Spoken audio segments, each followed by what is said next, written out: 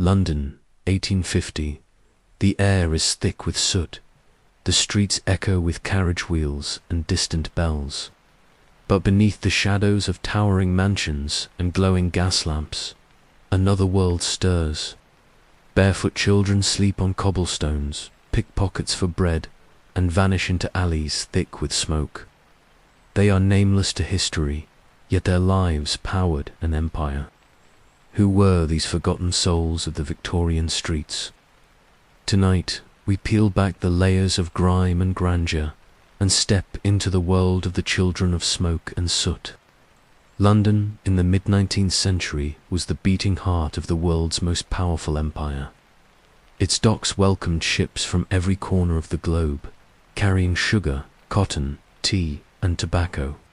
Its skyline bristled with factories, chimneys, and new rail lines.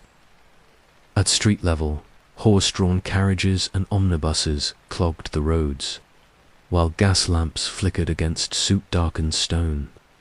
To visitors arriving from abroad, it was a city of grandeur and promise, the capital of modern progress. But beneath the polished surface lay a shadow that grew darker with each passing year. The hidden world of destitute children. The Industrial Revolution had transformed Britain's economy beyond recognition. In the span of just a few generations, millions had left the countryside to seek work in the booming industrial centres. London's population exploded from around 1 million at the start of the 1800s to over 3 million by mid-century. Families crowded into narrow courts and alleys, often cramming 10 or more into a single damp room. Rents soared, wages remained precariously low, and sanitation lagged far behind. For many working-class parents, survival demanded endless hours in factories, laundries, docks, or domestic service. Children, often too young for employment, were left to fend for themselves. The sheer scale of poverty was staggering. In 1848, a report by the Health of Towns Association estimated that nearly half of London's inhabitants lived in conditions incompatible with health or decency. Streets overflowed with refuse. Drains leaked directly into drinking water, and outbreaks of cholera and typhus repeatedly swept through the poorest districts. Amid this environment, children were particularly vulnerable. Without steady food, shelter, or parental care, thousands became what Victorians would later call street Arabs, abandoned, invisible, and largely forgotten by society. The contrast with the city's elite could not have been more striking. Just a short carriage ride from the rookeries of Whitechapel or St. Giles, the wealthy strolled through Regent's Park, attended balls in Mayfair, or dined in glittering halls lit by chandeliers. Aristocrats and industrialists spoke proudly of Britain's global power, while investing in opulent townhouses and country estates. Newspapers praised technological marvels like the Crystal Palace or the new railway lines, yet rarely mentioned the barefoot children picking scraps of coal from gutters just beyond those celebrations of progress. Observers who did pay attention were often shocked by what they saw. Social reformer Henry Mayhew, in his monumental survey London Labour and the London Poor, described boys and girls who survived by sweeping mud from crossings, begging for pennies, or selling watercress and matches on street corners. Some were as young as 5 or 6. Mayhew noted that many had no fixed home, instead sleeping in doorways, under market stalls, or in lodging houses that charged a penny for a patch of filthy floor. Hunger was constant. One boy told him he had not eaten in 2 days, relying only on the hope of finding discarded crusts near a bakery.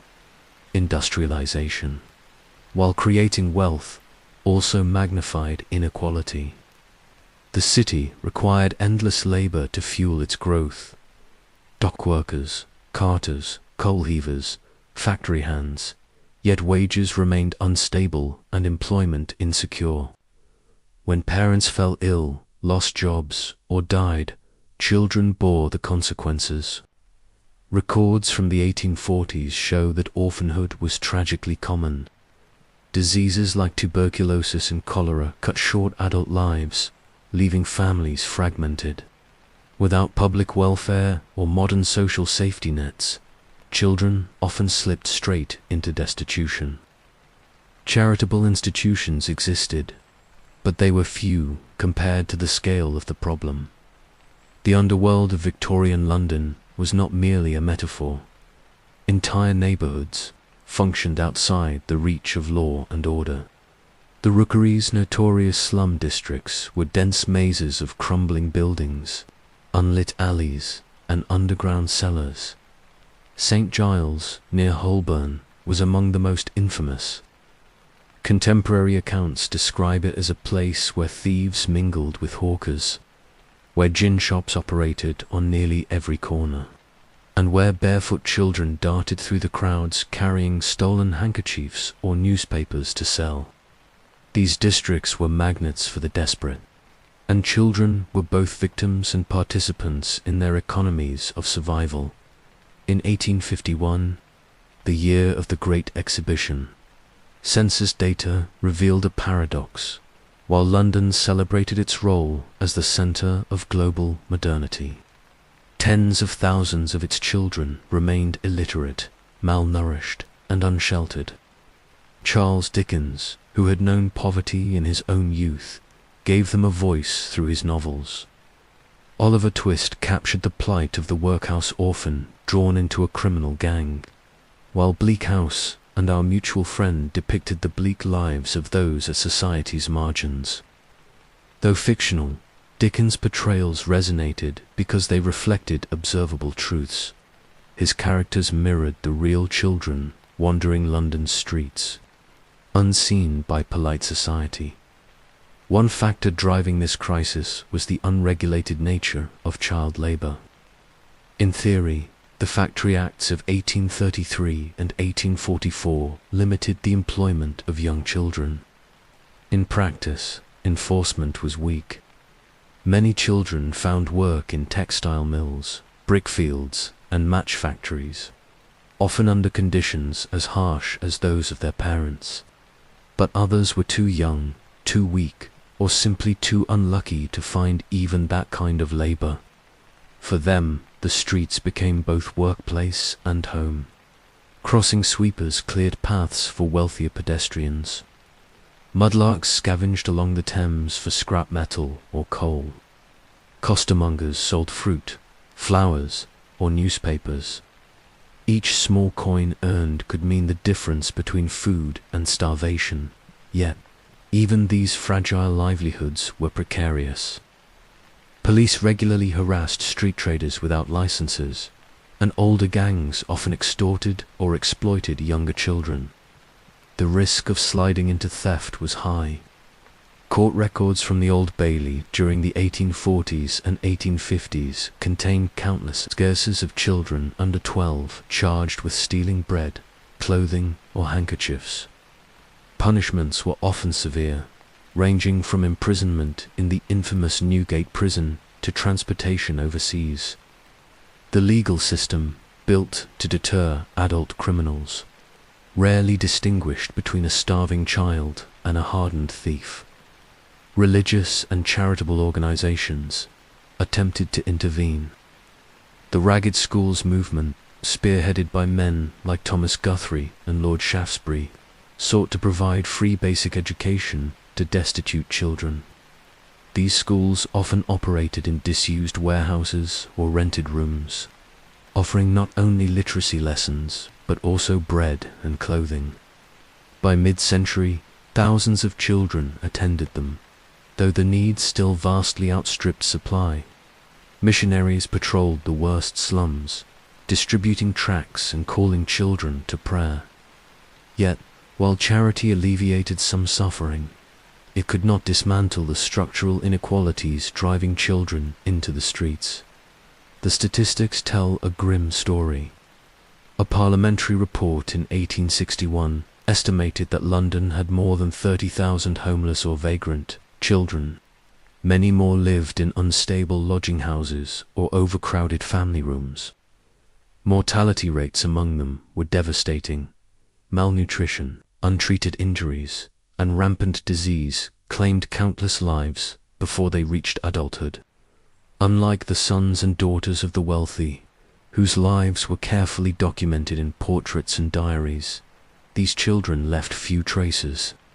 They existed at the edge of society's consciousness, often remembered only when they appeared in police records, reformist pamphlets, or novels at the same time. The wealth of the upper classes reached new heights. The profits of empire poured into London. Tea from India, cotton from America, gold from Australia. Banks and trading companies expanded. Merchants built lavish residences, and luxury goods filled the city's finest shops. Middle-class families enjoyed new opportunities for leisure, from the theatres of the West End to Sunday excursions by train. To them, the destitution of street children was a distant reality, glimpsed only in passing. The gulf between rich and poor became not only economic but also geographical. West London glittered with prosperity. East London sank under the weight of deprivation. Travellers from abroad frequently remarked on the contradiction. Alexis de Tocqueville, visiting Britain, observed with astonishment how the poor and the rich live so near one another, and yet so completely apart. American observers echoed this sentiment, noting the sight of ragged children sleeping beside the steps of theatres where the wealthy emerged in evening gowns and coats. London embodied the extremes of the industrial age, dazzling progress and desperate poverty in one city dot for the children themselves. Existence in this underworld was marked by uncertainty. Each day was a battle for survival, shaped by forces beyond their control. The expansion of the railway displaced entire neighborhoods, driving families deeper into overcrowded slums. Economic downturns pushed more children into the streets. Epidemics claimed parents and siblings alike. For every small success story, a boy taken in by a charity, a girl apprenticed to a trade, there were countless others lost to disease, prison, or obscurity by the mid-19th century. Debates about child poverty began to enter political discourse. Reformers argued that a nation priding itself on Christian morality and global dominance could not allow thousands of its own children to starve in plain sight. Reports commissioned by Parliament documented the squalid realities of the rookeries, the cruelty of the workhouse, and the dangers of unchecked child labour. But progress was slow and resistance strong. The Victorian age was a paradox. It was an era of industrial progress, medical breakthroughs, and imperial expansion. Yet for countless children born into Britain's rapidly growing cities, life began not with hope, but with hardship. From their first breath, the realities of poverty, disease, and neglect shaped their futures. To be a child in 19th century London, Manchester, Birmingham, or Liverpool was to stand at the intersection of two worlds, one of progress and pride, and another of deprivation and despair. Infant mortality was the most immediate shadow. Across the first half of the century, statistics reveal staggering losses. In London's East End, nearly 1 in every 3 infants died before reaching their first birthday. In industrial towns, the figures were often worse. In Manchester during the 1840s, records suggest that half of all working-class children died before the age of 5. Causes ranged from measles, scarlet fever, and whooping cough to malnutrition and contaminated water. Medical science was advancing, but those discoveries were often inaccessible to the poor.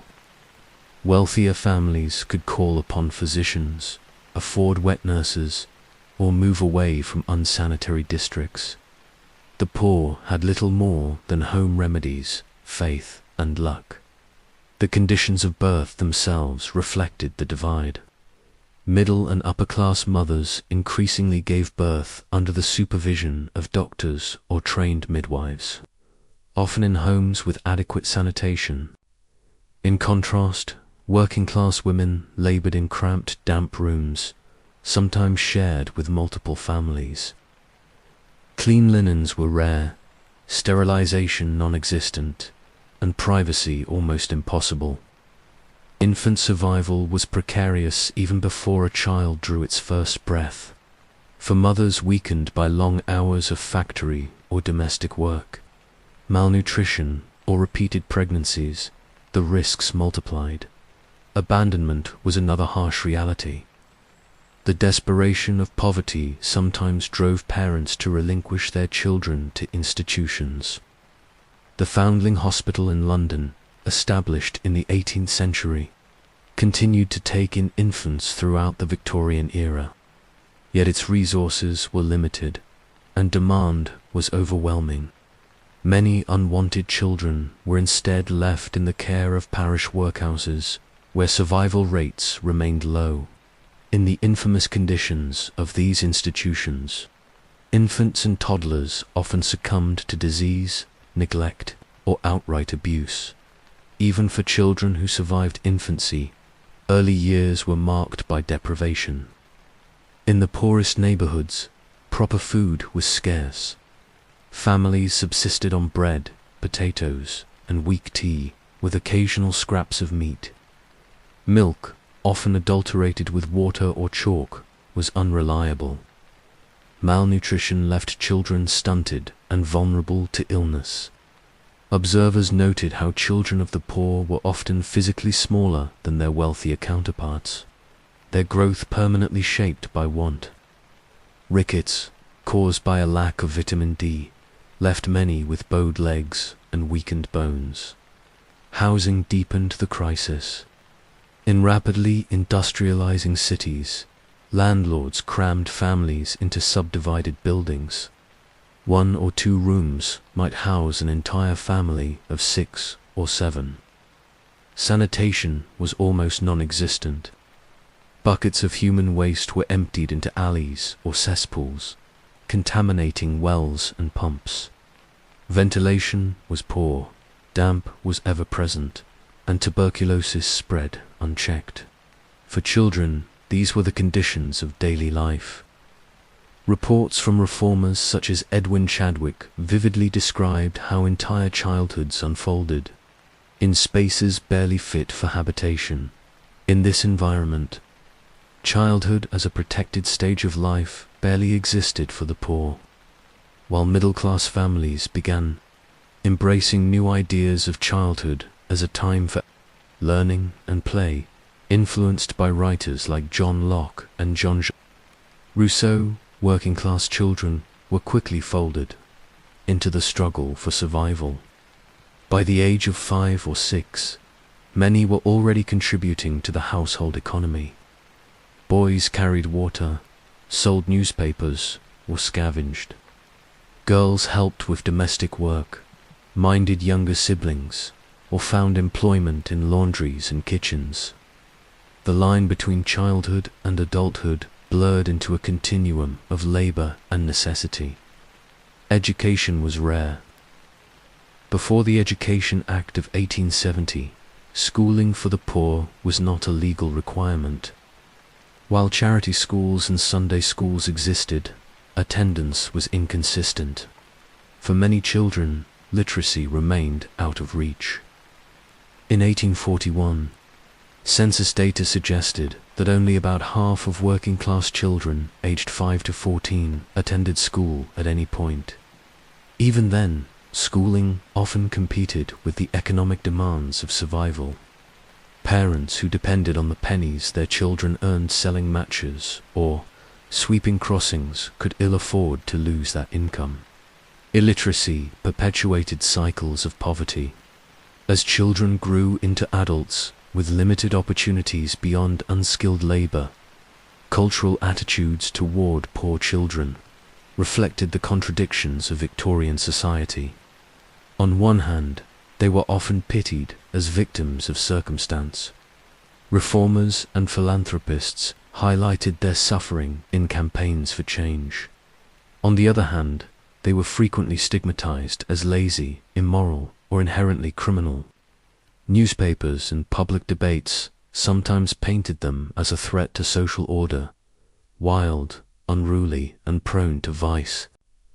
Such perceptions shaped not only how children were treated by authorities, but also how society justified inaction. The church played a significant role in framing these views. Evangelical movements stressed the moral dangers of idleness and vice, encouraging discipline and obedience. Many charitable schools and missions sought not only to feed or educate children, but to instill strict codes of behavior. For poor children, moral reform often went hand in hand with material aid. A child might receive bread and a lesson in literacy, but also a stern lecture about sin and virtue. The underlying belief was that poverty was as much a moral failing as an economic condition. The harshness of early childhood extended to healthcare. Hospitals were few, and those that existed often turned away the poor unless they could pay or secure a recommendation from a benefactor. Dispensaries and charitable clinics attempted to fill the gap, but their reach was limited. Many children never saw a doctor. Mid-19th century, medical reports speak of infants left untreated for ailments as simple as ear infections or as severe as smallpox. Vaccination programs, introduced in the early 19th century, made some progress against diseases like smallpox, but resistance, cost, and limited enforcement meant many children remained unprotected. Family instability compounded these challenges. Death, desertion, and unemployment frequently broke households apart. Widowed mothers often struggled to support multiple children alone, leading some to send them to workhouses or into apprenticeships. Fathers, facing irregular wages or dangerous working conditions, might fail to provide consistent income. Alcohol abuse was another factor. Gin shops dotted the slums, and for some parents, drink became an escape from hardship, often at the expense of their children's welfare. Reformers like William Hogarth earlier satirized this culture in engravings such as Gin Lane, but the reality persisted well into the Victorian period. The statistical invisibility of these children remained striking.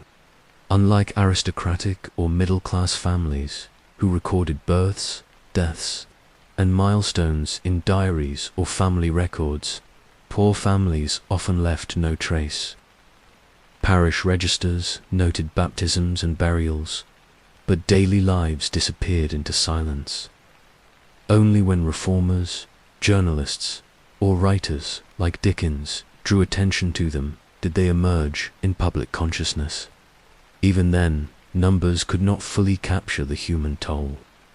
Behind every statistic lay an individual life shaped by deprivation. Comparisons with the lives of wealthier children highlight the era's stark inequalities. While poor children scavenged in gutters, the sons and daughters of the elite played with toys imported from abroad, wore fine clothes, and received formal education. Their parents hired governesses, took family holidays in the countryside, and ensured medical care. Mortality rates among the wealthy were far lower, their lives more secure. Victorian society was stratified not only by class, but by the very possibility of survival. Childhood itself became a privilege of wealth. The consequences of this disparity extended far beyond individual lives. Poor children who survived into adulthood often carried the physical and emotional scars of their early years. Malnutrition, stunted growth, Untreated illnesses left lasting disabilities, and lack of education limited opportunities. Many entered adulthood already broken by labor and hardship, their potential curtailed before it could unfold. Society's neglect of childhood thus perpetuated cycles of poverty across generations. Reformers increasingly recognized this.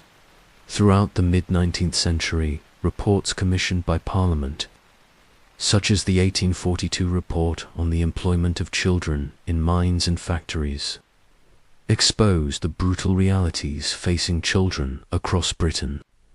Witnesses described children as young as 5 harnessed to coal carts underground, or forced to crawl through narrow mine shafts. These revelations shocked the public, yet they also revealed how normalized child suffering had become. If such conditions existed in the visible industries of the empire, what then of the countless children hidden in slums and alleyways? The framing of childhood itself was beginning to shift, influenced by romantic notions of innocence and the growing field of psychology. Some Victorians began to argue that children required protection, education, and nurture. Middle-class culture increasingly celebrated childhood as a distinct and valuable stage of life. By the middle of the 19th century, Britain had become the workshop of the world. Steam engines thundered in textile mills, ironworks roared with heat, and coal mines burrowed deep into the earth. But at the heart of this industrial machine were not just men and women. Children formed a crucial part of its workforce. Among them, orphans were the most vulnerable. Without family to shield or guide them, they became the expendable fuel of industry. The Industrial Revolution demanded cheap, pliable labor. Employers valued children because they were small, quick, and easy to control. They could be paid a fraction of adult wages, sometimes no more than a few pennies a day. Orphans, in particular, were prized because they had no parents to resist exploitation. Local parish authorities and workhouses often apprenticed them to factories and mines, viewing it as a solution to poverty and overcrowding. In reality, it transferred the burden of care to employers who prioritized profit above welfare. The textile industry was one of the largest employers of children. In Lancashire and Yorkshire, mills hummed day and night.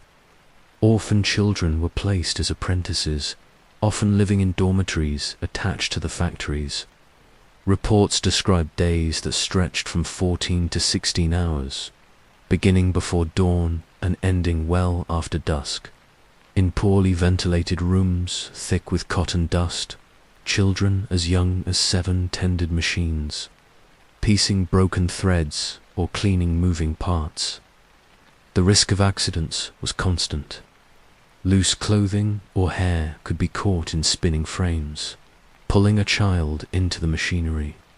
Many lost fingers, limbs, or lives. Parliamentary investigations in the early 19th century exposed some of these horrors. In 1819, the Cotton Mills and Factories Act attempted to restrict the employment of children under 9 and limit working hours for older children. Yet enforcement was lax and loopholes abounded. Orphan apprentices, technically under the guardianship of their masters, were often exempt from scrutiny. Reformers like Robert Blincoe, himself a former mill apprentice, gave first-hand accounts of brutal treatment. His memoir, widely circulated, described beatings, exhaustion, and injuries endured during his years in cotton mills. Blincoe's story became a touchstone for campaigns against child labor. Coal mines were another world of hardship. The small size of children made them ideal for narrow seams and tunnels. Boys and girls, some no older than 5 or 6, were employed as trappers, responsible for opening and closing ventilation doors in the darkness of underground passages. Others, known as hurriers or putters, dragged heavy carts of coal through low tunnels using belts strapped around their waists. Orphans sent to these jobs endured 12-hour shifts in airless, dangerous conditions.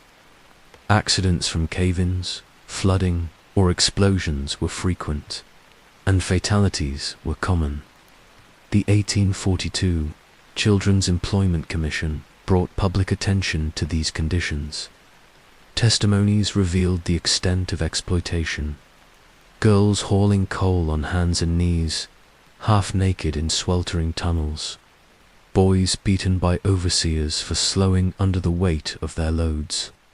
One orphan, interviewed by the commissioners, recounted how he had not seen daylight during working hours for months at a time. The shocking evidence led to the Mines and Collieries Act of 1842, which prohibited the employment of women and children under 10 underground. But by then, countless lives had already been sacrificed to the demands of industry. Brickfields, glassworks, and match factories provided further outlets for orphan labor. In brickfields, children carried heavy loads of clay and stacked drying bricks in the open air, often barefoot in freezing mud. In glassworks, they toiled near blazing furnaces, exposed to extreme heat and toxic fumes. In match factories, children dipped wooden splints into phosphorus, which caused a painful and disfiguring condition known as phossy jaw, a necrosis of the jawbone. Orphans, with no advocates to complain on their behalf, were frequently placed in such trades. Workhouses, intended as institutions of relief, played a central role in supplying industry with orphan labor. Under the Poor Law Amendment Act of 1834, parishes sought to reduce costs by sending pauper children into apprenticeships. The rationale was framed as moral as well as economic. Work would discipline idle children and prepare them for adult life. In practice, it was a convenient way to rid overcrowded workhouses of dependence. Orphans were often transported long distances from their birthplaces, breaking any remaining community ties. Once placed, many endured years of hard labor with little oversight. Mortality rates among these children were appallingly high. Reports from northern textile districts recorded deaths from accidents, lung diseases, and exhaustion. Many never reached adulthood. Those who survived often bore lifelong scars, both physical and psychological. Deformed spines, stunted growth, and chronic respiratory illness were common legacies of childhood labor. For orphans, the lack of family meant there was no safety net. If they failed at work, they faced destitution or crime. Despite these grim realities, the contributions of orphan labor were immense. They kept looms running, mines productive, and workshops profitable. Their cheap labor underpinned Britain's industrial expansion, feeding the empire's insatiable appetite for textiles, coal, and manufactured goods. The wealth generated enriched industrialists and bolstered national power. Yet the children themselves reaped none of the rewards. Their role in history remained largely invisible, overshadowed by the triumphal narratives of progress and empire. Public awareness began to grow through literature and journalism. Charles Dickens, in Oliver Twist, portrayed the grim fate of workhouse orphans, while Elizabeth Barrett Browning's poem The Cry of the Children directly addressed the suffering of child laborers. The poem, published in 1843, shocked Victorian readers with its haunting verses about children begging for rest in their graves rather than endless toil. Such works stirred the conscience of middle-class audiences, many of whom had little direct contact with industrial poverty. Philanthropists and reformers attempted to intervene. Dr. Thomas Bernardo, though active later in the century, became one of the most prominent advocates for orphaned children. His homes offered shelter, education, and training as alternatives to industrial exploitation. Earlier figures like Jonas Hanway campaigned against the exportation of pauper children to colonies, arguing that Britain had a duty to care for its own. Yet these efforts, though significant, could not keep pace with the scale of need. Tens of thousands of orphaned children remained trapped in industrial labor well into the late Victorian era. The resistance to reform was fierce. Industrialists argued that children's work was essential to economic survival, both for families and for the nation. Some claimed that labor instilled discipline and moral character. Others insisted that restrictions would destroy competitiveness and cost jobs. Even when reforms were passed, enforcement remained weak, especially in rural areas and small workshops where inspectors rarely ventured. Orphans, lacking parents to advocate for them, remained especially vulnerable to exploitation under the guise of apprenticeship. By the second half of the century, conditions began to improve incrementally. The Factory Acts of 1844, 1847, and later 1878 progressively limited hours, raised minimum ages, and mandated some schooling for working children. The Education Act of 1870 marked a turning point, introducing compulsory elementary education for children aged 5 to 13. For orphans, this meant greater chances of escaping relentless labor, though many continued to work part-time to survive. The broader recognition of childhood as a protected stage of life slowly gained traction, influenced by both humanitarian ideals and the recognition that an educated workforce would benefit the nation. The story of orphans in industry is one of resilience amid exploitation. Their labor was indispensable to the engines of industrial Britain, yet their lives were often short, painful, and unrecorded. They were born into a system that saw them not as children but as commodities. Their experiences highlight the darker side of Britain's industrial triumph, the hidden cost paid by those too small to defend themselves. When we speak of the Victorian era as an age of progress, invention, and empire, we must also remember the countless orphaned children whose sweat and suffering powered that transformation. Their names are largely lost, but their presence is woven into the very fabric of industrial Britain. Every yard of cloth, every ton of coal, every brick carried their unseen fingerprints. They were, quite literally, the orphans of industry, abandoned by families, by the state, and by history itself, yet central to the making of the modern world.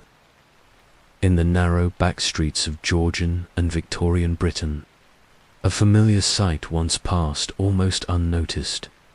A small boy, barefoot, covered head to toe in soot, emerging from the mouth of a chimney. He might be no older than 6 or 7, his skin blackened by ash, his eyes red from smoke, his body thin from hunger.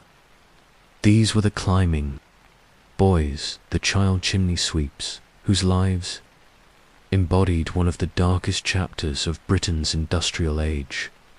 Chimneys were a defining feature of urban life in 18th and 19th century Britain. As coal replaced wood as the main fuel for heating and cooking, chimneys multiplied in every home, factory, and workshop. Unlike the broad, simple chimneys of earlier centuries, Victorian chimneys were narrow, twisting, and interconnected.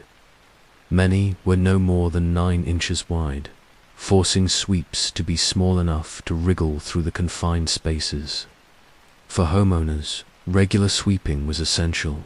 Soot buildup risked chimney fires, which could devastate entire neighborhoods. The demand for chimney sweeps was constant, and children provided the cheapest, most flexible labor to meet it. The recruitment of climbing boys was rooted in poverty. Many were orphans, parish children, or the sons of destitute families. Masters, adult sweeps, often obtained them from workhouses, promising to train them in exchange for food and lodging. In reality, this arrangement was a form of bonded servitude. Parents or parishes desperate to reduce their burdens sometimes signed contracts handing children over for 7 years or more. Once apprenticed, the children had little chance of escape. The work was brutal from the start. Chimney boys were roused before dawn and sent to their first job as early as 4 or 5 in the morning. Naked or wearing only a thin cloth, they were forced to climb flues still warm from the previous night's fires. Using knees, elbows, and backs, they scraped soot into bags or down to the hearth below. Flues were often only a foot wide and could run 12, 20, or even 30 feet high, twisting sharply along the way. Getting stuck was a constant danger. Many children suffocated when they became lodged in bends or choked on soot. Others fell to their deaths when weakened arms gave way. Injuries were routine. Knees and elbows developed open sores from constant friction. Eyes and lungs suffered from prolonged exposure to soot. Burns were common when chimneys had not cooled properly. The long-term consequences were devastating. Many sweeps developed chronic respiratory diseases, while others succumbed to sootwort, a form of scrotal cancer first identified by surgeon Percival Pott in 1775. Pott's discovery, the first occupational cancer ever recognized, was directly linked to child sweeps who worked naked in soot-filled chimneys. It was a lethal trade from childhood into adulthood. Discipline was harsh. Masters, often themselves former sweeps, enforced obedience through violence. Beatings and starvation were common methods of control. Some children were forced up chimneys with fires still smouldering, known as smoky jobs. Contemporary accounts describe masters lighting straw at the base of a chimney to encourage a child to climb more quickly. Many children bore scars, both physical and psychological. From such treatment, the public, for much of the 18th and early 19th centuries, largely accepted this system. Sweeps were a familiar presence in towns and cities, and their suffering was hidden behind walls of soot and smoke. Yet by the late 18th century, voices of protest began to emerge. Humanitarians, doctors, and reformers exposed the cruelty of the trade. Jonas Hanway, a philanthropist, campaigned fiercely against the use of child sweeps, describing it as one of the greatest abuses of civilized society. Religious leaders condemned it as incompatible with Christian values, while surgeons pointed to the health dangers. Legislative attempts began early but faltered repeatedly. The Chimney Sweepers Act of 1788, introduced partly due to Hanway's campaigning, set a minimum apprenticeship age of 8 and required parental consent. In practice, these provisions were widely ignored. Later acts in 1834, 1840, and 1864 attempted to raise the age and improve conditions, but enforcement remained lax. Masters circumvented regulations, falsified ages, or bribed inspectors. For decades, the exploitation of children in chimneys continued despite the laws on paper. One reason reform was so slow was that alternatives were initially inadequate. Mechanical chimney sweeping devices had been invented by the late 18th century, including brushes with long rods, but many homeowners and sweepmasters resisted their adoption. They claimed mechanical brushes could not clean narrow flues as effectively as children. Resistance was also cultural. For centuries, sweeps had been children. and tradition weighed heavily in a society hesitant to change established practices. The testimonies of climbing boys themselves eventually broke through public indifference. Parliamentary inquiries in the early 19th century collected accounts of children trapped, burned, or maimed. One boy described being stuck in a chimney for hours, unable to breathe, until pulled out half-conscious. Another recalled being forced to work while still recovering from injuries. Their words, combined with the growing visibility of reform literature, stirred outrage among middle-class readers. Literature played a crucial role. William Blake's poem The Chimney Sweeper, first published in Songs of Innocence in 1789, portrayed the innocence of children crushed by exploitation. Blake's verses, though allegorical, reflected real suffering. Later, Charles Kingsley's The Water Babies, 1863, turned the figure of the sweep into a symbol of innocence and reform. The story of a child sweep transformed into a water baby after death struck deep chords in Victorian society, blending morality with fantasy to advocate for change. By mid-century, momentum for reform grew stronger. Campaigners like Lord Shaftesbury, already instrumental in limiting factory labour, turned their attention to chimney sweeps. His advocacy, combined with reports from surgeons and reform societies, pressed Parliament to act more decisively. The 1875 Chimney Sweepers Act finally outlawed the use of child labour in the trade, mandating that all chimney cleaning be done by licensed adults using mechanical means. Unlike earlier acts, this law included stronger enforcement mechanisms backed by police authority. By the 1880s, the sight of climbing boys had largely disappeared from Britain's streets. The legacy of the child sweeps, however, lingered. Thousands had lost their lives over the preceding century, and many more bore lifelong injuries.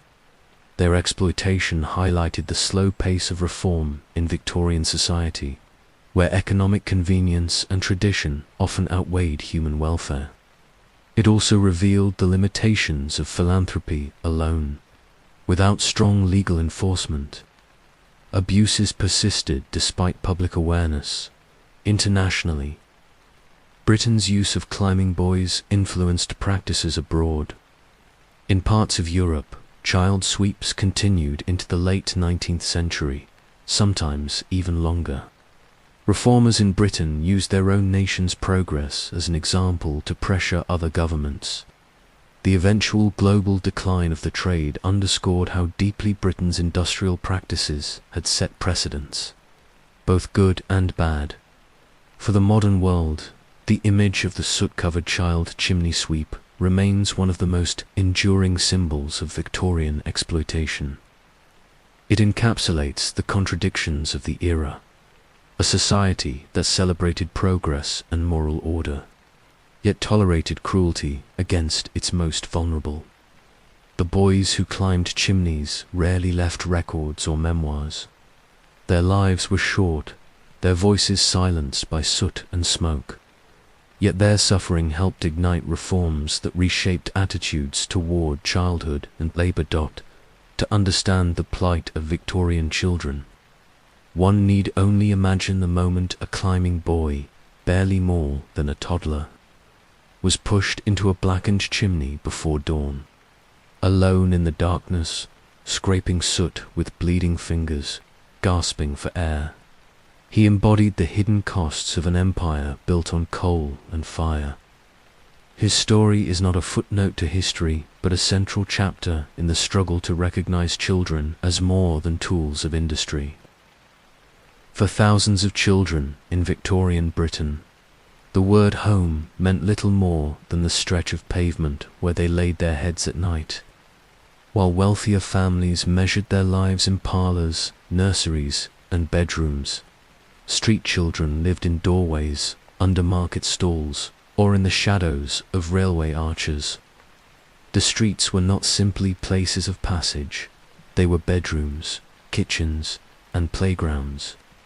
To survive in London, Manchester, Liverpool, or Birmingham without shelter was to belong to a hidden nation of the young, scattered across alleys and visible to all yet recognized by few. The reasons children ended up on the streets were complex but painfully common. Some were orphans, their parents taken by disease, accident, or war. Others had families too poor to support them, pushed out to fend for themselves rather than drag the household further into hunger. Many came from homes fractured by alcoholism, domestic violence, or abandonment. For children with nowhere else to go, the city itself became both refuge and danger.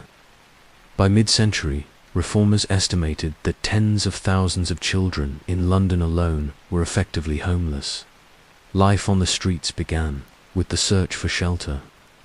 In winter, the stone steps of churches offered some protection from wind.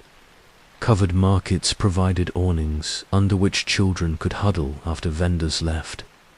Bridges and railway arches became makeshift dormitories, their echoing chambers filled with the sound of coughing and restless sleep.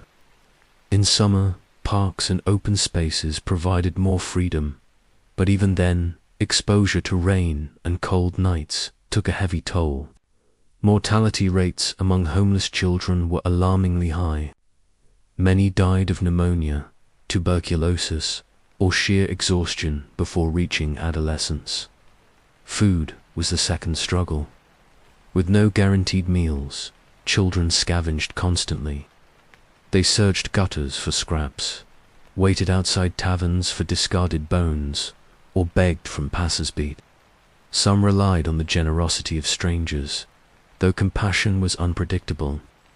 A few earned enough through odd jobs, sweeping crossings, selling flowers, shining boots to buy bread or cheap street food like baked potatoes or fried fish. But hunger was a constant companion, shaping every decision and driving many into theft or crime. Clothing reflected the same cycle of deprivation. Rags were worn until they disintegrated, patched and repatched with whatever fabric could be found. Bare feet were common, even in the bitter cold. Observers described children with shirts reduced to tatters, trousers held together with string, or dresses so thin they offered no protection. For many, the dirt and soot of the city became a second skin. To middle and upper class passers-by, these children were instantly identifiable, marked by grime and threadbare clothes as members of a separate world. The dangers of street life were relentless. Violence from older youths or criminal gangs was common. Police harassment added another layer of fear. Children caught sleeping rough or begging could be arrested under vagrancy laws and sent to workhouses or prisons. Predatory adults exploited their vulnerability, drawing them into theft, prostitution, or labor under brutal conditions. For girls especially, survival on the streets carried constant risks of abuse. Despite these dangers, communities formed among street children.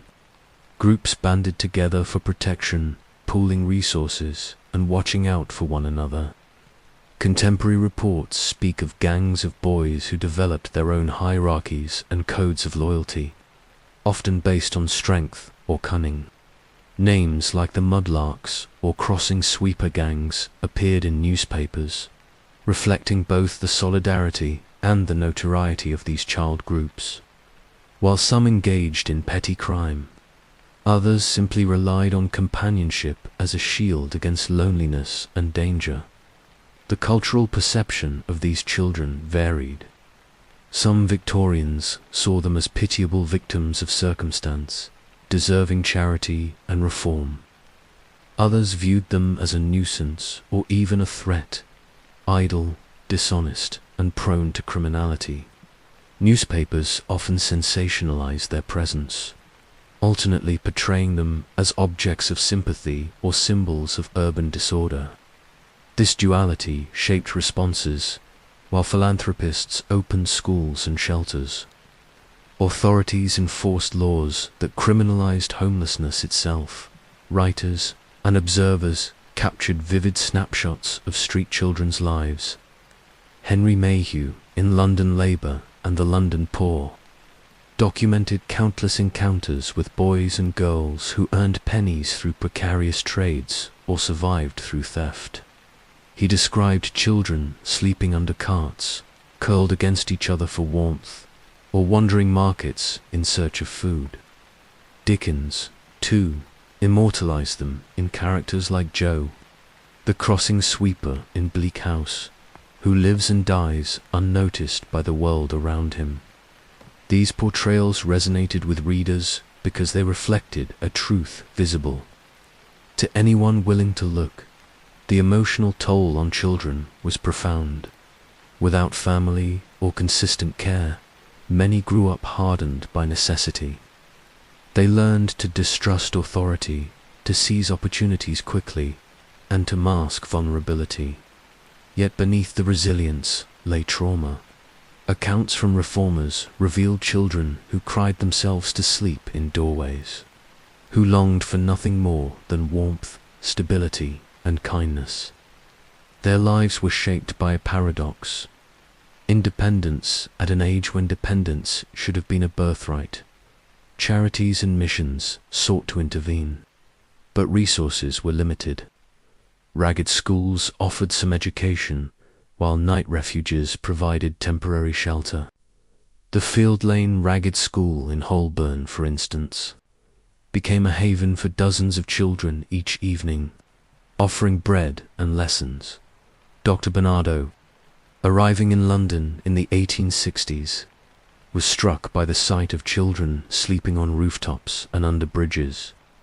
His decision to found homes for destitute boys was directly inspired by these encounters. Yet for every child reached by charity, many more remained on the streets. The relationship between street children and the law remained fraught. Vagrancy laws, dating back to the Tudor era, criminalized idleness and homelessness. Police in Victorian cities enforced these laws harshly. Children caught begging could be sentenced to weeks in prison, their crime being poverty itself. Reformatories and industrial schools emerged as alternatives to prison, aiming to instill discipline and vocational training. Yet these institutions often operated more like correctional facilities than places of care, reinforcing the cycle of control and punishment. The broader public, meanwhile, remained divided. Middle-class Victorians sometimes romanticized street children, portraying them as symbols of resilience or innocence lost. Illustrations in popular magazines depicted ragged boys selling newspapers with cheerful expressions, glossing over the reality of hunger and violence. At the same time, sensationalist reports about child gangs fueled fear of juvenile delinquency. The tension between sympathy and suspicion defined much of the discourse around these children. Statistics only hint at the scale of the problem. In 1861, reformers estimated that London had at least 30,000 homeless children, with similar figures in other industrial cities. Mortality rates for these children were far higher than for the general population. Many did not survive beyond their teenage years. Those who did often entered adulthood with limited prospects, funneled into unskilled labor, military service, or continued criminality. The cycle of deprivation extended from one generation to the next. The streets themselves shaped their identities. Landmarks like Covent Garden, Smithfield Market, or the Thames embankments became both workplaces and dormitories. Mudlarks scoured the riverbanks for scraps of coal or metal. Costermonger children pushed barrows through crowded markets. Crossing sweepers stationed themselves at busy intersections, hoping for tips from wealthier pedestrians. Each corner of the city bore witness to the improvisation and endurance of its youngest inhabitants. The gradual rise of reform in the late 19th century began to shift this reality. The Education Act of 1870, establishing compulsory schooling, offered new opportunities. Charitable housing initiatives, combined with legislation protecting children from neglect, began to reduce the scale of homelessness. Yet even by the end of the Victorian era, thousands of children still called the streets their only home. Their legacy endures as a reminder of the costs of industrial progress and the human toll of neglect. To walk through Victorian London after midnight was to see the empire's contradictions laid bare. Along the gaslit boulevards of the West End, carriages carried aristocrats home from theatres and balls. Just streets away, children huddled together for warmth on cold stone steps. Both belonged to the same city, the same empire, yet their lives could not have been more different. The streets that symbolized prosperity and power to some were, for others, the only home they would ever know. For Victorian street children, survival demanded more than endurance. It required ingenuity, adaptability, and an almost instinctive understanding of opportunity. Without homes, steady meals, or parental support, these children carved out livelihoods in the margins of the city's bustling economy. Their trades and hustles were varied, precarious, and often illegal. Yet they were the means by which thousands of boys and girls kept themselves alive on the streets of Britain's industrial cities. The most visible of these trades was crossing, sweeping, as London's streets grew more congested with carriages and foot traffic. Mud and refuse accumulated quickly, especially in poor weather. To spare their shoes and clothing, wealthier pedestrians relied on children who cleared paths across the filth, armed with a broom or even just a branch. A crossing sweeper positioned himself at a busy intersection and demanded pennies in exchange for a clean path. The job required little equipment, but competition was fierce. Territories were jealously guarded, and fights between rival sweepers were frequent. Crossing sweeping was both degrading and dangerous, yet for many children it was a first step into the world of survival trades. Another common sight was the watercress girl. Vendors, often young girls no older than 8 or 9, carried shallow baskets filled with bunches of watercress, selling them to passers-by as snacks or garnishes. The trade required waking before dawn to collect supplies from wholesale markets, then spending the day hawking in streets and alleys. Henry Mayhew's account of a young watercress girl, published in London Labour and the London Poor, captured the fragility of this existence. She rose at 2 in the morning, worked until nightfall, and earned barely enough to feed herself. Her voice, weary yet matter-of-fact, revealed the stark reality of how children's labour underpinned even the smallest corners of the urban economy. Costermongering provided broader opportunities. These street sellers pushed barrows or carried baskets of fruit, vegetables, or fish, calling out their wares with distinctive cries. While many costermongers were adults, children often worked alongside them or managed their own small stands. Some specialized in selling roasted chestnuts, baked potatoes, or penny sweets. Others hawked cheap toys or trinkets, adapting to seasonal demand. The costermonger trade created its own subculture, with slang, traditions, and networks of support. For children, it offered both precarious independence and exposure to the risks of theft, police harassment, and exploitation by older traders. Newspapers opened another avenue of survival. From the mid-19th century, as literacy expanded, newspapers became an essential part of urban life. Newsboys and girls carrying stacks of papers under their arms, sold them on busy corners, railway platforms, and public houses. Their cries, "latest news," or "special edition," became part of the city's soundscape.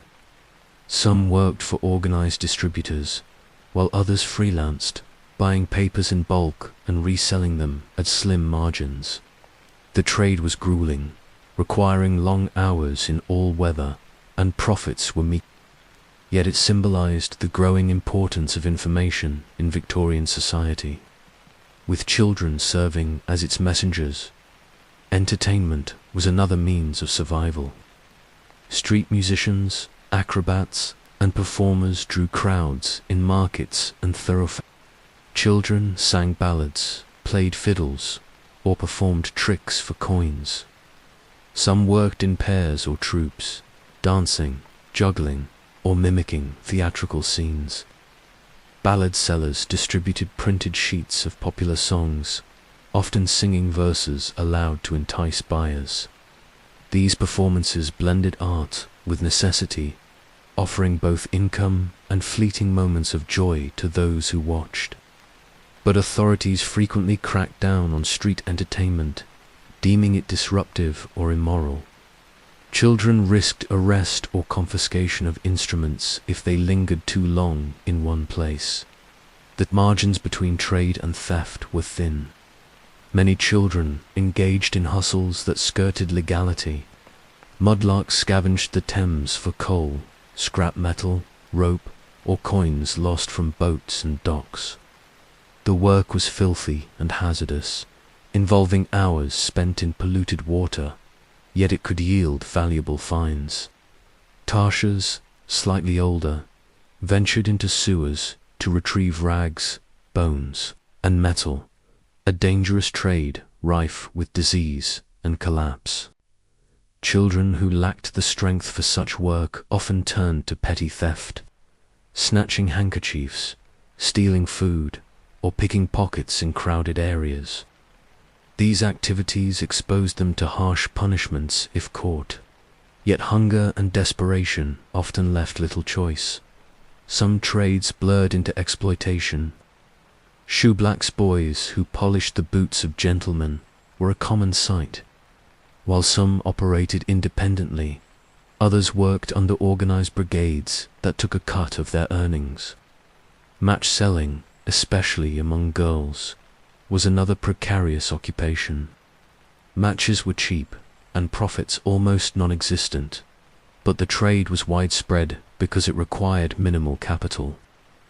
Charles Dickens drew attention to such children in his essays, describing their pale faces and meager profits as symbols of urban neglect. Not all hustles involved physical goods. Some children offered services such as running errands, carrying parcels, or holding places in queues. Others acted as guides for visitors unfamiliar with the city. In dockside areas, boys helped unload ships or carried luggage for travelers. In wealthier districts, children opened carriage doors or fetched water for coachmen. Each small task earned a coin, and together they formed the fragile scaffolding of survival. Yet behind the resourcefulness lay constant instability. Income from street trades was erratic, tied to weather, competition, and luck. A rainy day might ruin a costermonger's produce or drive away pedestrians from crossing sweepers. Police could confiscate goods sold without licenses, wiping out a child's investment. Illness or injury meant lost days with no safety net. Many children balanced on the edge of starvation, their ingenuity insufficient to guarantee security. The line between survival and criminality became a defining feature of Victorian discourse about street children. Reformers highlighted their trades as evidence of resilience and potential, while critics saw them as gateways to delinquency. Crossing sweepers and match sellers were sometimes romanticized as symbols of pluck and independence. Yet newspapers also reported them as nuisances or precursors to crime. This tension influenced public policy, oscillating between charity and punishment. For the children themselves, these trades offered a paradoxical form of agency. Unlike those confined to workhouses or factories, street children had at least some control over their daily choices. They selected corners, set prices, and determined hours. This independence, however precarious, shaped identities rooted in some grew skilled in negotiation, performance, or entrepreneurship, skills that carried into adulthood. Yet the majority remained trapped by poverty, unable to escape the fragility of lives lived coin by coin. The wider economy relied on their presence more than society admitted. Street vendors supplied cheap food to workers, crossing sweepers maintained passable streets, and newsboys distributed information across the capital. Their trades, though marginalized, were woven into the fabric of urban life. Without them, the daily rhythms of Victorian cities would have faltered. By the late 19th century, reforms began to curtail children's reliance on street trades. The Education Act of 1870 mandated schooling, reducing the time available for work. Charitable institutions expanded training programs, steering children into apprenticeships or sheltered employment. Licensing regulations cracked down on unregulated vendors. While these measures improved long-term prospects, they also erased the fragile independence of street hustles, pushing children into more formal structures of labor and care. Even so, the memory of Victorian street trades endures in literature, art, and collective imagination. Illustrations of bootblacks, match sellers, and newspaper boys remain iconic images of the era. They capture both the hardship and the resilience of children who were denied the security of home and family, transformed the streets into a marketplace of survival. Their voices, preserved in reformers' interviews and writers' sketches, remind us of the creativity and endurance demanded by poverty. To understand these trades is to glimpse the daily reality of children living at society's edge. Each broomstroke across a muddy crossing, each cry of watercress, fresh watercress, or latest edition, was a declaration of existence against a world that had little space for them. Their hustles were not merely work, but acts of resistance, survival strategies carved into the stones of Victorian streets. By the mid-19th century, Victorian cities were engines of wealth and power, but they were also fertile ground for crime. Among the most visible participants were children. Forced by hunger, neglect, or circumstance, thousands of boys and girls drifted into theft. Some worked alone, others became part of organized gangs. In the eyes of the law, their youth mattered little. The courts and prisons of the Victorian era treated child offenders with the same harshness as adults, creating a cycle of punishment that scarred generations of street children. Theft was the most common offense. In crowded markets, on bustling bridges, and in narrow alleys, children became adept at seizing opportunities. Pickpocketing was a skill cultivated in urban environments where pockets, purses, and handkerchiefs were easily within reach. Henry Mayhew's surveys recorded children who specialized in snatching silk handkerchiefs, then quickly passing them to an accomplice before fleeing. Others targeted food stalls, stealing apples, loaves of bread, or fish. These acts were not the work of master criminals, but of the hungry and desperate. Yet there were organized systems as well. Dickens' portrayal of Fagin's gang in Oliver Twist reflected a grim reality. Criminal networks did exist that trained children in theft, offering shelter in exchange for stolen goods. Older thieves recruited children precisely because they were small, agile, and less likely to arouse suspicion. Gangs of lurkers worked the West End, shadowing wealthy theatres. Others prowled docks, pilfering goods from warehouses and ships. Police reports from the 1840s and 1850s described groups of children operating in packs, coordinated by adults who profited from their takings. Petty theft was often a stepping stone to harsher crimes. Some children graduated from pickpocketing to burglary, breaking into shops or homes. Others became involved in prostitution, a grim intersection of poverty and exploitation. Girls as young as 12 were arrested for soliciting in London's notorious districts of Holborn and Whitechapel. For the courts, distinctions between survival and vice mattered little. Children were criminalized for the circumstances forced upon them.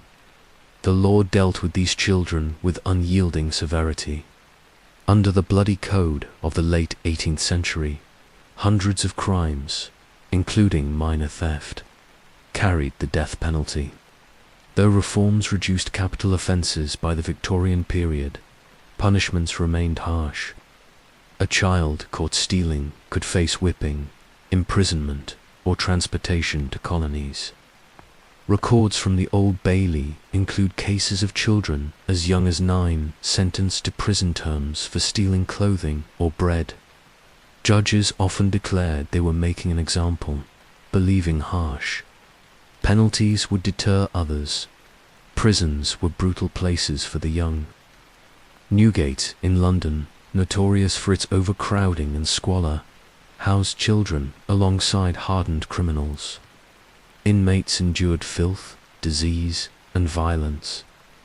The introduction of the separate system in new prisons like Pentonville, where prisoners were kept in solitary confinement, proved psychologically devastating, especially for children. Reports from inspectors described young inmates emerging broken, their mental health irreparably damaged. For many, imprisonment became less a deterrent than a destructive rite of passage. Transportation was another fate. From the late 18th century until 1868, Britain transported thousands of convicts, including children, to colonies such as Australia. Boys and girls convicted of theft, burglary, or vagrancy were shipped thousands of miles away, their sentences ranging from 7 years to life. Once there, they were assigned to labor in farms, households, or public works. Some eventually built new lives. Others endured further exploitation and isolation. For the families left behind, transportation was effectively a death sentence. Their children vanished overseas, seldom to return. The introduction of reformatories in the mid-19th century sought to provide an alternative. The Youthful Offenders Act of 1854 allowed magistrates to sentence children to special institutions where they would receive education and training alongside discipline. Industrial schools followed, designed for children deemed at risk of delinquency even before committing crimes. These institutions reflected a shift in thinking. Children were not simply miniature adults, but malleable souls who could be reformed. Yet conditions in reformatories were often harsh, with rigid discipline and exhausting labor. The line between rehabilitation and punishment remained thin. Public attitudes towards child crime were deeply divided.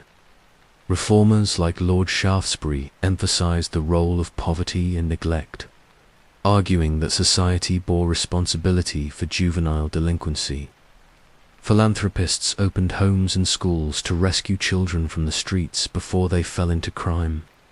But many Victorians clung to the belief that crime was a moral failing. Newspapers sensationalized child gangs as symbols of disorder, fueling calls for tougher policing. This tension shaped policy, oscillating between compassion and repression. The police themselves embodied this dual role. Founded in 1829, The Metropolitan Police quickly became enforcers of order in London's sprawling districts. Officers routinely swept up children for begging, loitering, or theft. At the same time, some constables quietly turned a blind eye to petty hustles, recognizing the desperation that drove them. Officially, however, the law offered little leniency. Arrest records reveal children charged with stealing a few apples or a loaf of bread, treated no differently than adults who stole larger sums. Stories from courtrooms illustrate the era's contradictions. In 1850, an 11-year-old boy was sentenced to 3 months in prison for stealing a pair of boots. In 1862, a girl of 13 received 7 years transportation for theft of clothing. Yet occasionally, sympathetic judges or juries intervened, acquitting children out of pity or recommending mercy. These instances, though rare, highlighted the growing discomfort with treating children as hardened criminals. Cultural representations reinforced the complexity of public perception. Dickens' Oliver Twist, with its innocent boy ensnared by Fagin's gang, underscored how poverty, not innate wickedness, led children into crime. Yet other works, such as sensational penny dreadfuls, glamorized juvenile criminals as daring anti-heroes, blurring the line between condemnation and fascination. For Victorian readers, child crime was both a social problem and a source of morbid entertainment. The long-term impact on children, caught by the law, was devastating. Imprisonment, transportation, or reformatories marked them for life, limiting future opportunities and stigmatizing them as criminals. Many emerged from institutions more hardened than when they entered. Recidivism rates remained high, reflecting the failure of punitive systems to address the roots of poverty and desperation. The cycle of survival, theft, and punishment repeated across generations, reinforcing the very problems reformers sought to solve. By the late 19th century, genuine change began to emerge. The Juvenile Offenders Act of 1847 allowed children under 14 to be tried in special courts, recognizing the need for separate treatment. The Youthful Offenders Act of 1854, as mentioned, expanded reformatories.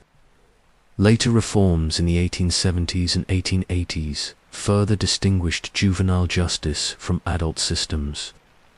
By the century's end, the idea that children required protection and guidance, rather than unyielding punishment, gained wider acceptance. Still, the reality for Victorian street children remained grim for much of the century. The law's harsh hand weighed heavily on those least able to bear it. Their crimes were born of necessity, their punishment a reflection of society's unwillingness to confront poverty directly.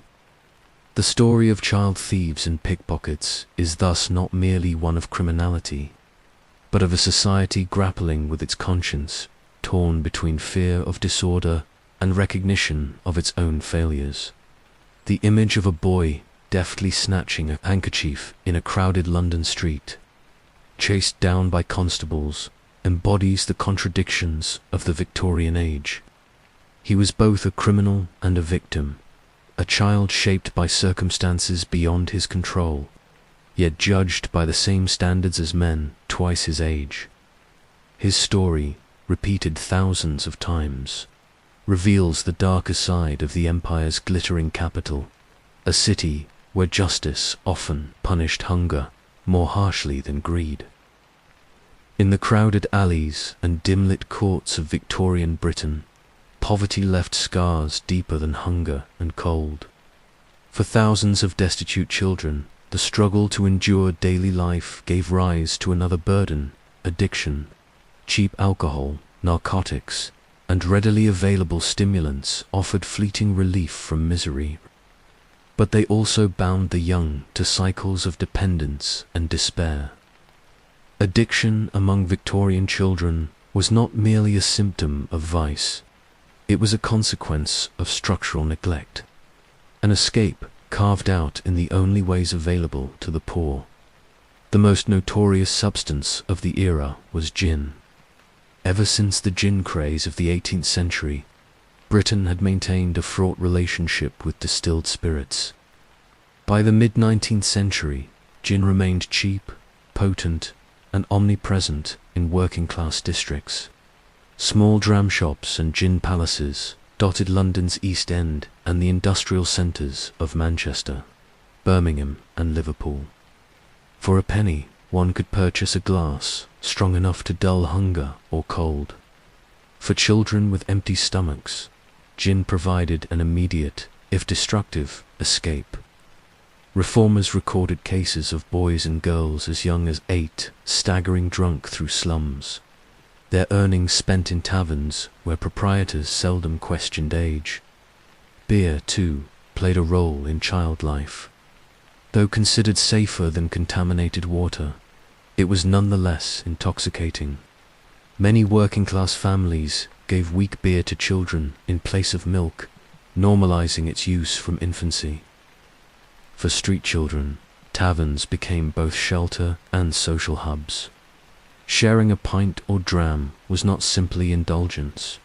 It was community, a way to momentarily belong. Yet dependence formed quickly, and alcohol eroded health already undermined by malnutrition.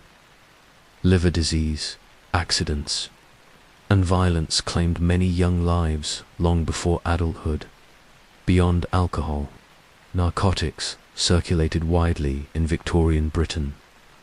Laudanum, a tincture of opium mixed with alcohol, was sold openly in pharmacies and corner shops. It was cheap and unregulated, available without prescription. Mothers dosed infants with it to quiet their cries, a practice so widespread that quietness powders containing opium became notorious among reformers. For older children, laudanum offered relief from hunger, pain, and despair. Just a few drops numbed the body and fogged the mind. Contemporary medical reports documented cases of chronic laudanum use among poor youth, leading to stunted growth, addiction, and premature death. Opium smoking, associated with Chinese immigrant communities, also drew curious or desperate children. In dockside areas of London and Liverpool, opium dens catered to sailors, labourers, and the poor, while sensationalized accounts often exaggerated their prevalence. Evidence confirms that some children frequented such establishments. Reformers described scenes of boys inhaling the drug, their faces slack with intoxication. For them, opium represented another form of escape, a way to dissolve the hardships of life on the street. Tobacco was even more ubiquitous. Cigarettes and pipes were cheap, and tobacco use among children was rarely questioned. Boys as young as 5 were observed smoking in markets and alleys, while not as immediately destructive as alcohol or opium. Tobacco contributed to long-term respiratory problems, compounding the already harsh effects of soot-filled city air. Smoking became both habit and symbol of toughness, a marker of belonging within street culture.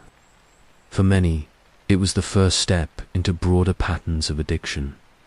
Why did children turn so readily to substances? The answer lies in the environment. Hunger gnawed constantly at their bodies.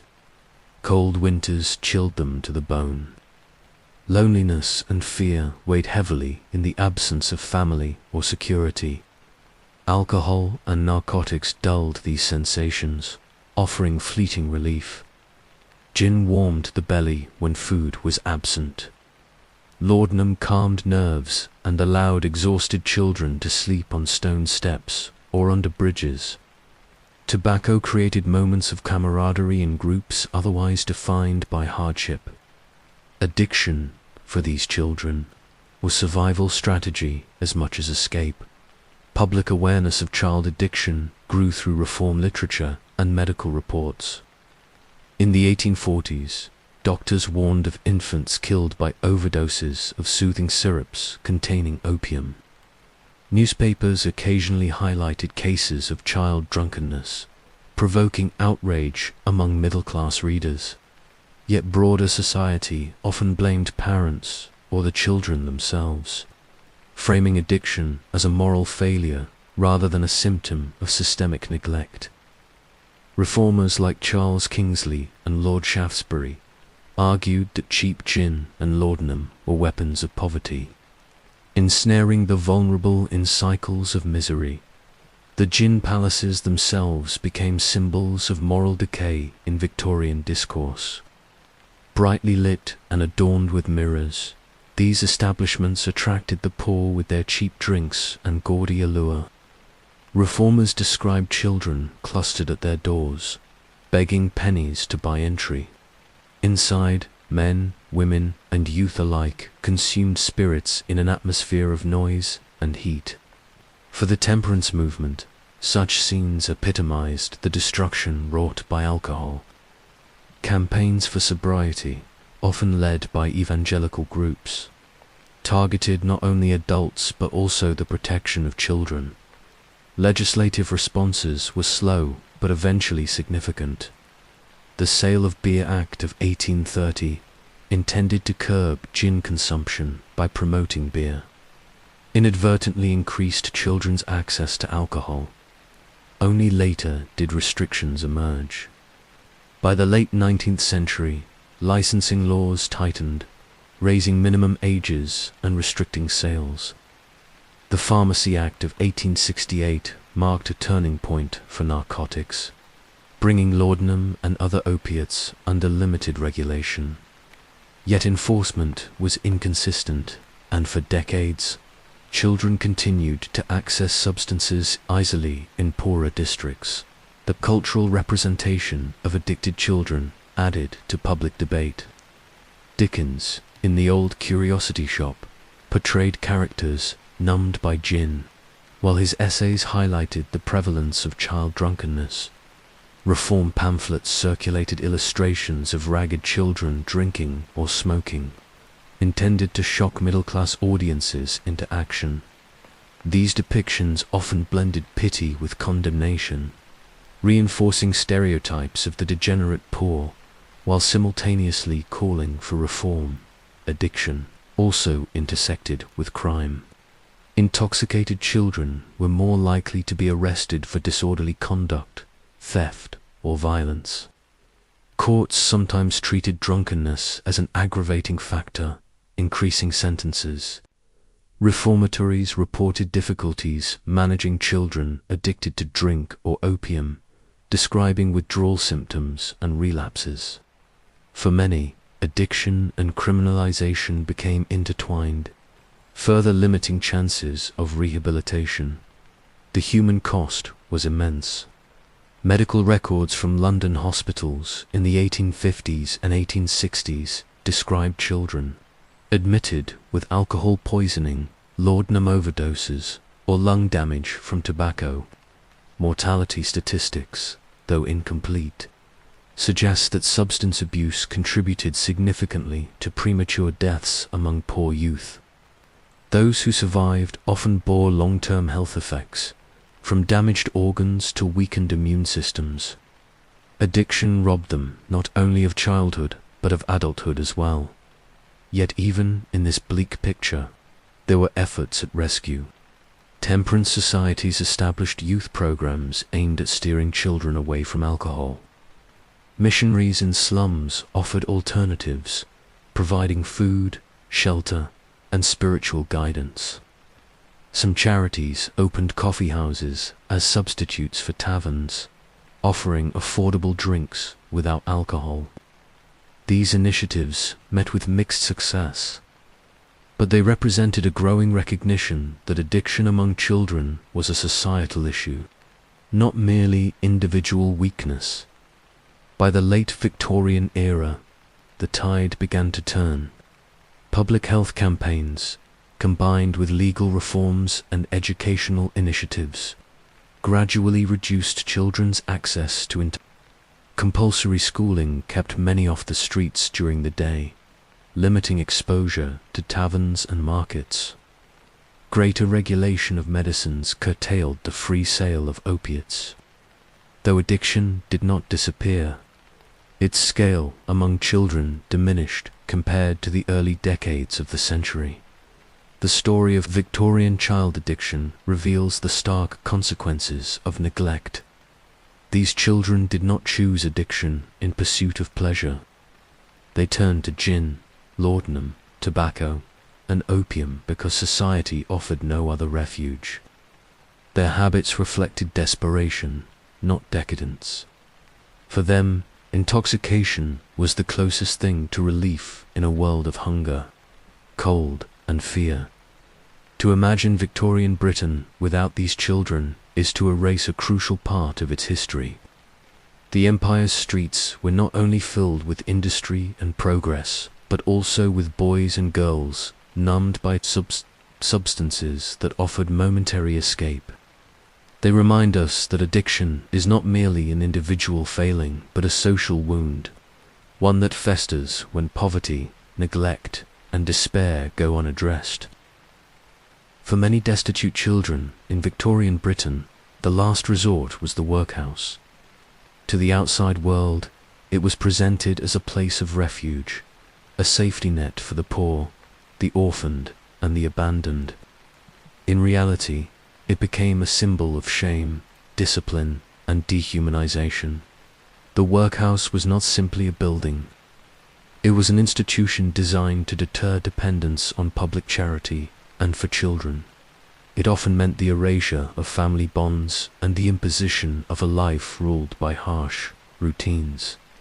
The roots of the workhouse system stretched back to the Elizabethan Poor Laws, which placed responsibility for relief of the poor in the hands of local parishes.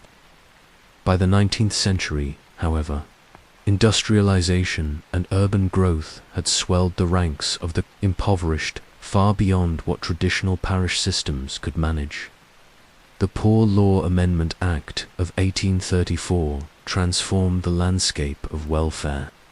It mandated that aid to the able-bodied poor would be offered only within workhouses, and conditions there would be made deliberately harsh. The guiding principle, known as less eligibility, meant that life inside a workhouse had to be worse than the lowest paid labor outside.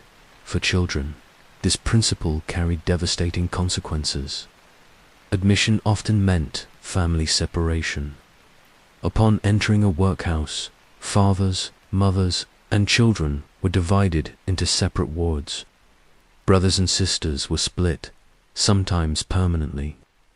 Infants were placed in nurseries, older children in schoolrooms or labor wards. Reformers justified the practice as necessary for discipline and efficiency. But to the children themselves, it was the shattering of their last ties of belonging. Countless memoirs and reports describe the trauma of siblings torn apart at the workhouse gate, daily. Life inside followed rigid routines. Children rose early, washed in cold water, and ate sparse meals of gruel, bread, or broth. Food was intentionally monotonous to discourage dependency. Breakfast might consist of bread and weak porridge. Dinner of boiled potatoes or soup. Supper of bread again. Meat, milk, and fresh vegetables were rare. Hunger was constant and malnutrition common. Visitors often remarked on the pallor and frailty of workhouse children, whose growth was stunted by years of poor diet. Clothing, too, stripped children of individuality. Uniforms of coarse fabric replaced whatever garments they had worn outside. These were plain, ill-fitting, and identical, designed to emphasize conformity. Shoes were often absent. Personal belongings were confiscated, and names sometimes replaced by numbers. The workhouse sought not to comfort, but to control, instilling obedience through the erasure of identity. Education within the workhouse varied widely. Some institutions offered rudimentary instruction in reading, writing, and arithmetic, alongside religious training. Others neglected education altogether, prioritizing labor. Boys were apprenticed to trades such as shoemaking, tailoring, or farm work. Girls were trained in domestic service, laundry, or needlework. While these skills could, in theory, provide a path out of poverty, in practice they often reinforced class hierarchies, funneling children into the same low-paying, exploitative roles their parents had occupied. Work was central to the regime. Children were expected to contribute to the running of the institution, scrubbing floors, laundering clothes, or assisting in kitchens. Older boys were sometimes sent to break stones or pick oakum, the tedious task of unraveling old rope, fibers for reuse in shipbuilding. These tasks were deliberately monotonous, intended less to teach skills than to instill discipline.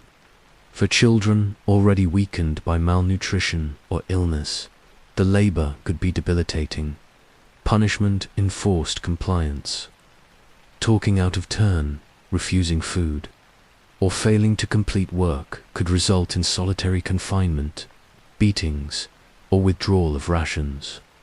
Inspectors occasionally reported cases of cruelty, with children locked in cold cells or publicly humiliated.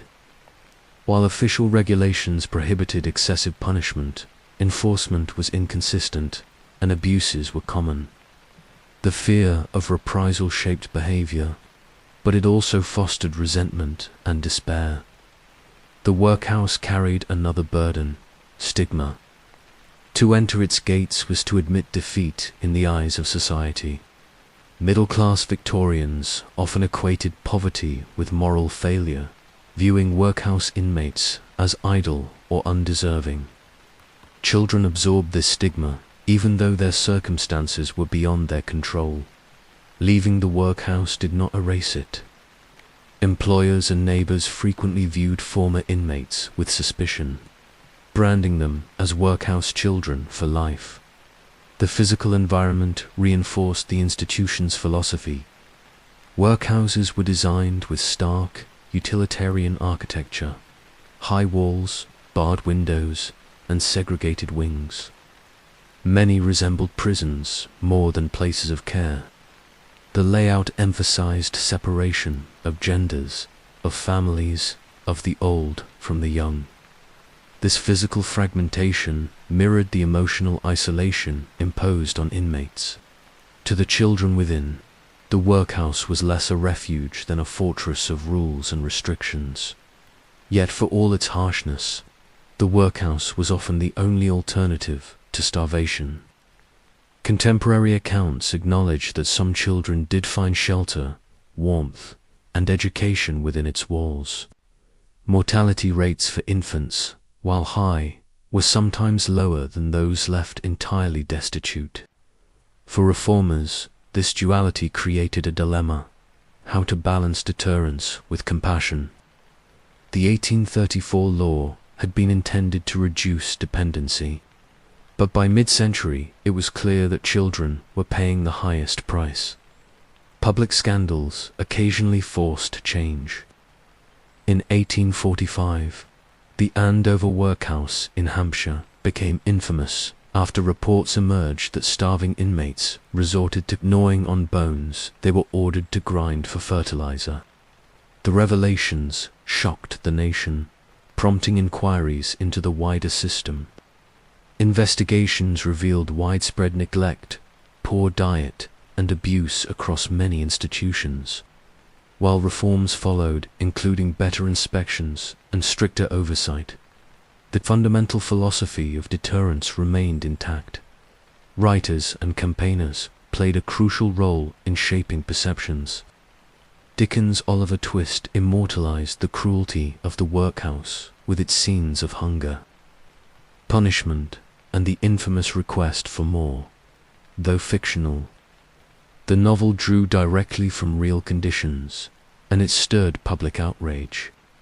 Pamphlets, reports, and parliamentary debates further exposed the gap between the supposed mission of charity and the lived reality of inmates.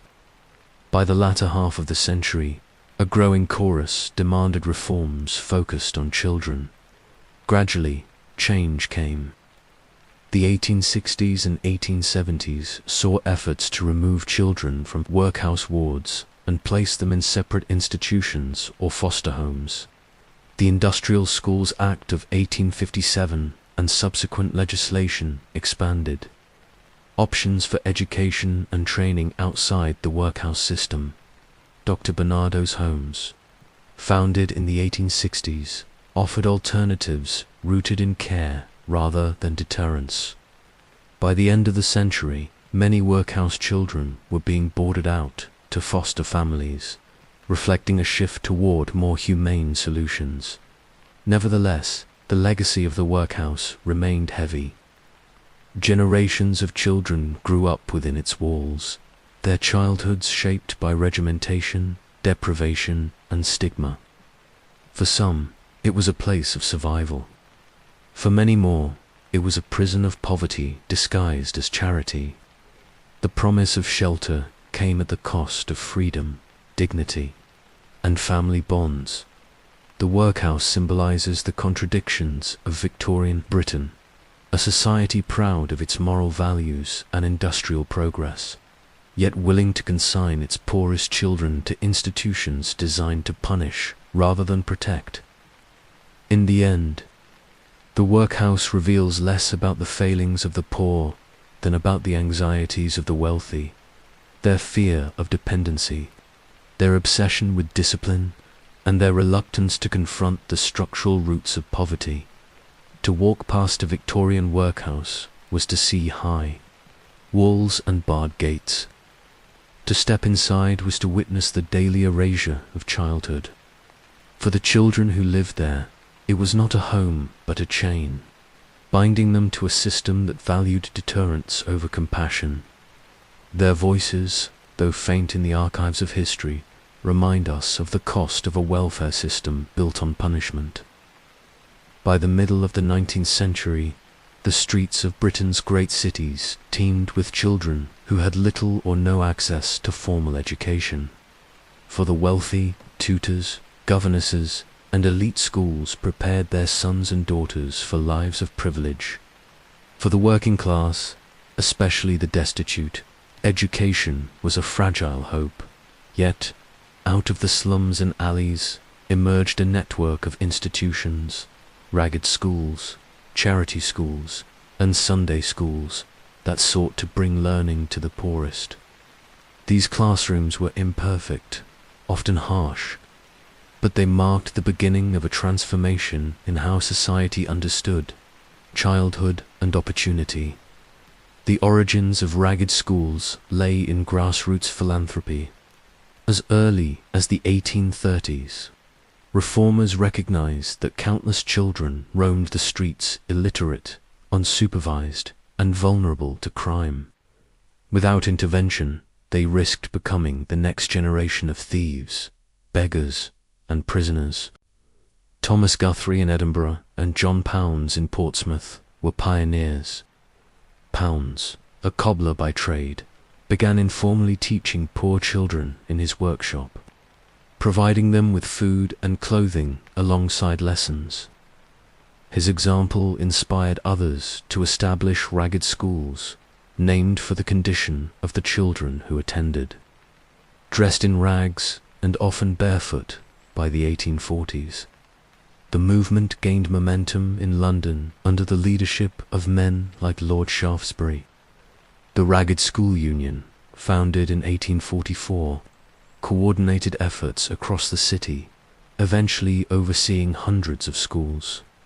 Their mission was simple yet radical: to provide free education to the poorest children, without requiring payment or proper dress. Classes were held wherever space could be found, in warehouses, lofts, stables, and rented rooms. In some cases, lessons took place in open-air courtyards or converted sheds. Conditions were crude, but the principle was revolutionary. education as a right, not a privilege. The curriculum focused on basics, reading, writing, arithmetic, and Bible study. The emphasis on religion reflected the evangelical roots of many founders, who saw moral instruction as essential to reforming the poor. Teachers, often volunteers, worked with little training or resources. Chalkboards, slates, and donated books formed the backbone of lessons. For children who had never held a pen or read a word, progress was slow, but the very act of learning offered dignity and possibility. Attendance was irregular. Many children balanced school with work, selling matches, sweeping crossings, or hawking newspapers. Some attended only sporadically, dropping out when family income demanded it. Others resisted the discipline of the classroom, accustomed to the freedom of the streets. Teachers struggled to maintain order in overcrowded rooms filled with dozens, sometimes hundreds, of restless children. Accounts described the noise, the smell of unwashed bodies, and the challenge of teaching letters to children who had eaten little for days. Yet perseverance yielded results. Reports from the Ragged School Union celebrated pupils who learned to read the Bible or write their names after months of effort. The physical hardships of ragged schooling were daunting. Classrooms were often unheated in winter, stifling in summer, and perpetually short of supplies. Children sat on benches or the floor, shivering in thin clothes. Disease spread easily in cramped quarters. Teachers, often themselves of modest means, worked without pay or with only small stipends. Despite these challenges, ragged schools represented a lifeline. For many children, they were the only safe space in lives otherwise dominated by hunger and uncertainty. Criticism of ragged schools emerged from several directions. Some elites argued that educating the poor would make them dissatisfied with their station, fostering rebellion. Others complained that ragged schools encouraged idleness by offering charity instead of discipline. Even among reformers, debates raged over whether the focus should be moral salvation or practical skills. Should the poor be taught Latin and literature, or simply enough reading and arithmetic to make them employable? The tension reflected broader anxieties about class and control in Victorian society. Despite opposition, the impact of ragged schools was undeniable. By the 1850s, they served tens of thousands of children in London alone. Annual reports documented not only literacy gains, but also reductions in crime and vagrancy among pupils. Employers occasionally remarked that children who had attended ragged schools were more reliable workers, able to read instructions and keep basic accounts. The link between education and social stability strengthened the case for expansion. Sunday schools played a parallel role. Originating in the late 18th century, they offered instruction on Sundays, the only day many working children were free. By the Victorian period, Sunday schools were widespread, teaching millions of children across Britain. While primarily religious, they provided basic literacy to countless poor children who otherwise had no schooling. Combined with ragged schools, they formed a patchwork system of education that gradually shifted public attitudes. The government began to take notice. Initially reluctant to intervene, Parliament slowly acknowledged the need for broader educational reform. Grants in aid supported voluntary schools, and inspectors began to monitor standards. The Education Act of 1870 marked a watershed, establishing school boards and making elementary education compulsory for children aged 5 to 13. While ragged schools continued for decades, their role gradually diminished as state provision expanded. Yet the legacy of ragged schools endured. They demonstrated that even the poorest children could learn if given the chance. They challenged the belief that poverty was synonymous with ignorance or vice. They highlighted the link between education, morality, and opportunity. For many pupils, the ability to read and write opened doors otherwise closed. Access to better jobs, participation in religious and civic life, and the simple dignity of literacy. Individual stories illuminate the movement's impact. Henry Mayhew recorded the testimony of a boy who, after attending a ragged school, found work as a printer's apprentice. Dr. Bernardo, inspired in part by the ragged school tradition, went on to establish his famous homes for destitute children. Alumni of ragged schools occasionally rose to modest prosperity, proving the transformative potential of even the most basic education. The harshness of ragged schools, however, should not be overlooked. Discipline was strict, often enforced by corporal punishment. Lessons could be monotonous, with endless repetition of religious texts. The evangelical zeal of some teachers left little room for joy or creativity. For children accustomed to the chaos of the streets, the transition was jarring. Yet even under such conditions, the schools represented a fragile promise that knowledge could be a ladder out of despair. The broader cultural significance of ragged schools was profound. They embodied a shift in Victorian consciousness, from viewing poor children as hopeless delinquents to seeing them as potential citizens.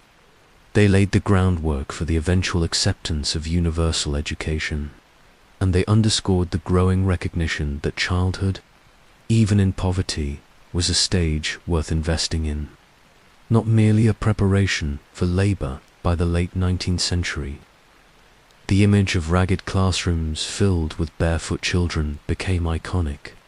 Writers, artists, and reformers invoked it to demand continued progress.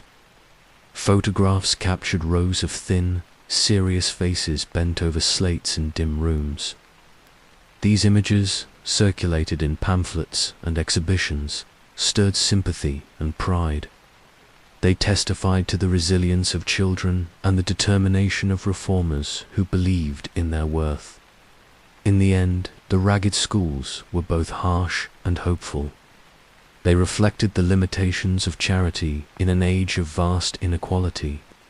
Yet they also signaled the beginnings of a more humane vision of society. For the children who passed through their doors, the experience was rarely easy, but it offered something the streets could not: a chance to learn, to hope, and to imagine a future beyond survival. In the foggy streets of Victorian Britain, poor children lived largely unseen, their struggles ignored by a society preoccupied with industrial progress and imperial pride.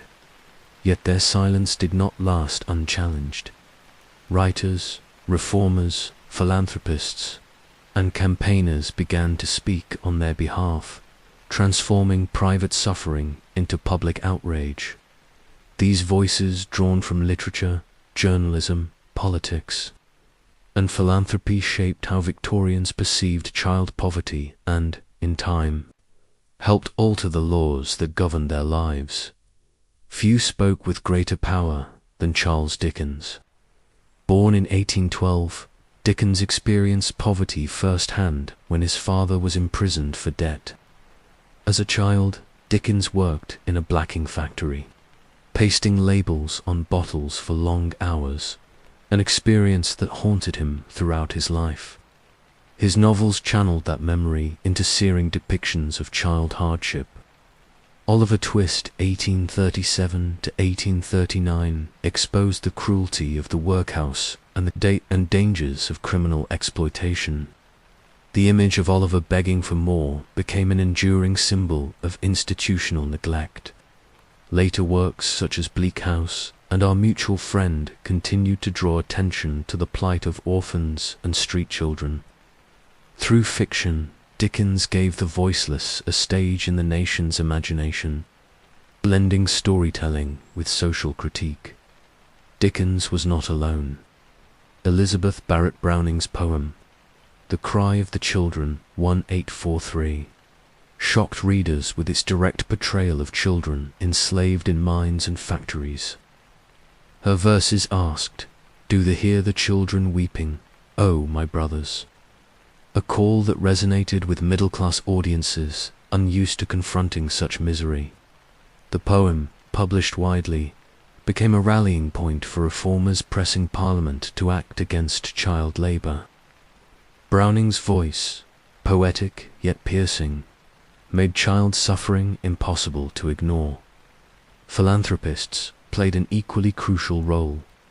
Lord Shaftesbury, one of the era's most tireless reformers, devoted his career to improving conditions for the poor. In Parliament, he championed the Factory Acts, the Mines Act of 1842, and the establishment of ragged schools. He argued that Britain's moral authority as an empire was hollow if it abandoned its own children to ignorance and misery. Shaftesbury's speeches combined evangelical conviction with pragmatic politics, appealing both to conscience and to national pride. For decades, he remained a relentless advocate for children who could not advocate for themselves. Thomas Bernardo emerged, later in the century, as another powerful voice. Arriving in London in the 1860s as a young medical student, Bernardo was struck by the sight of destitute boys sleeping on rooftops and in alleyways. Inspired by evangelical zeal, he opened his first home for boys in 1870. Bernardo's homes eventually expanded into a vast network, sheltering tens of thousands of children.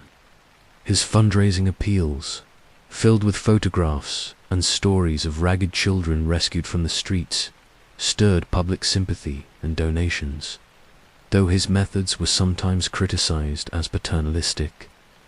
Bernardo's impact was undeniable. He institutionalized compassion on a scale previously unimaginable. Journalists and investigators also lent their pens to the cause. Henry Mayhew's monumental London Labour and the London Poor, 1851, offered detailed interviews with street sellers, mudlarks, sweeps, and beggars. His pages brought their voices directly to readers, unfiltered by fiction. Mayhew's child vendors, the watercress girls, the crossing sweepers, the ballad singers became emblematic of resilience amid deprivation. Unlike sensationalist press accounts, Mayhew's work emphasized the structural causes of poverty, exposing how the urban economy relied on children's precarious labor. Medical professionals contributed another perspective. Surgeons like Percival Pott documented the occupational diseases of child chimney sweeps, identifying soot-induced cancer in the 18th century and spurring later campaigns against the practice. Public health reformers, such as Edwin Chadwick, highlighted the connection between poor sanitation and child mortality, using statistics to argue for urban improvements. Their reports transformed children's suffering into evidence, forcing policymakers to confront the deadly consequences of neglect. Religious organizations amplified the chorus. Evangelical missions established ragged schools, night shelters, and temperance societies. They distributed tracts and organized sermons that painted child poverty as both a moral and social crisis. While often infused with religious ideology, these campaigns mobilized thousands of volunteers and donors. The church provided not only charity but also political pressure, aligning with reformers like Shaftesbury to demand legislation. The voices of the poor themselves occasionally broke through, though rarely preserved in their own words. Reformers recorded testimonies during parliamentary inquiries, children describing 14-hour shifts in factories, crawling in coal seams, or sleeping under bridges. Their words, stark and unembellished, shocked listeners accustomed to viewing poverty in abstract terms. In 1842, the Children's Employment Commission published interviews that revealed the brutal realities of mines and factories. One girl, only 8 years old, told commissioners she had worked underground since the age of 5. Such testimonies became powerful weapons in the fight for reform. Opposition was fierce. Industrialists defended child labor as essential to economic growth and family survival. Some politicians argued that reformers exaggerated conditions, or that charity should replace legislation. The press sometimes reinforced stereotypes of the undeserving poor, portraying street children as inherently lazy or criminal. Yet the persistence of reformist voices gradually shifted public opinion. By the 1870s, few could deny that child poverty was both a moral and national concern. Literature, politics, and philanthropy together created a cultural turning point. Dickens' novels stirred empathy. Browning's poetry galvanized conscience. Mayhew's reports provided evidence. Shaftesbury and Bernardo offered solutions. Their combined efforts reframed child poverty from a private misfortune to a public responsibility. In doing so, they laid the foundation for the legislative reforms of the later 19th century compulsory education, restrictions on child labor, and improved child welfare systems. The importance of these voices lies not only in the changes they inspired, but also in the narratives they crafted. They taught Victorians to see poor children not as invisible figures in the crowd, but as human beings with dignity and potential. They insisted that the fate of these children was a measure of society's moral worth. Their advocacy transformed compassion into action, giving rise to institutions and policies that continue to shape child welfare today. In the end, the children of Victorian streets rarely had the chance to speak for themselves. Their stories were filtered through the pens of novelists, reformers, and campaigners. Yet without those voices, their plight might have remained hidden altogether. The legacy of Dickens, Browning, Shaftesbury, Bernardo, Mayhew, and countless others is not only the reforms they achieved, but the act of making the invisible visible. They ensured that the cry of the children, once muffled by soot and hunger, echoed through the halls of Parliament, the pages of newspapers, and the conscience of a nation. The British Empire in the 19th century spanned continents.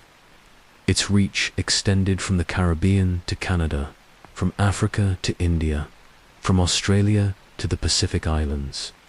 It proclaimed itself a civilizing force, a global power that brought trade, governance, and culture to distant lands. But empire was also built on displacement, exploitation, and sacrifice. And among those who paid the price were children. The poorest and most vulnerable of Britain's youth found themselves caught up in the machinery of imperial expansion, transported across oceans as laborers, settlers, or soldiers. One of the earliest and most enduring practices was the exportation of pauper children to the colonies. From the late 18th century, workhouses and charitable institutions began sending children overseas, often with the justification that they would find healthier environments and better opportunities. In reality, the policy also relieved Britain of what the authorities saw as a burden, feeding and housing the destitute. Canada became a primary destination. From the 1830s onward, thousands of children were shipped across the Atlantic, many without their consent. These home children, as they came to be known, were placed with farming families to serve as laborers. Officially, the goal was to provide them with new lives in fresh air, far from the corruption of city slums. In practice, Many endured isolation, hard labor, and mistreatment. Separated from siblings and stripped of their pasts, they lived as servants rather than family members. Letters and reports from Canada describe children working long hours in fields, beaten for disobedience, and denied schooling. While some eventually prospered, countless others carried the trauma of displacement throughout their lives. Australia was another destination. After the end of transportation of convicts in the mid-19th century, colonial authorities sought new ways to populate their territories. Child migration schemes promised to transform pauper children into industrious settlers. Organizations such as the Children's Friends Society arranged for boys and girls to be sent overseas, often under the rhetoric of rescue and redemption. For British officials, these schemes addressed two problems at once: urban poverty at home and the need for labor abroad. For the children, it often meant exile, severed ties, and years of toil. The scale of child migration grew over time. Between the 1860s and 1930s, tens of thousands of children were relocated to Canada, Australia, New Zealand, and South Africa. Victorian Britain laid the foundations of this policy, embedding the belief that the empire could absorb its poor. While framed as benevolence, the practice revealed a darker logic. Children were seen not as individuals with rights, but as resources to be distributed across imperial territories. Children were also drawn into war. The expansion of empire relied on military power, and while formal enlistment ages were higher, boys often found their way into the ranks. Drummer boys, some as young as 12 or 13, served in regiments, carrying signals and messages under fire. Naval service drew others. Boys apprenticed as cabin boys or powder monkeys on ships, handling dangerous tasks during battle.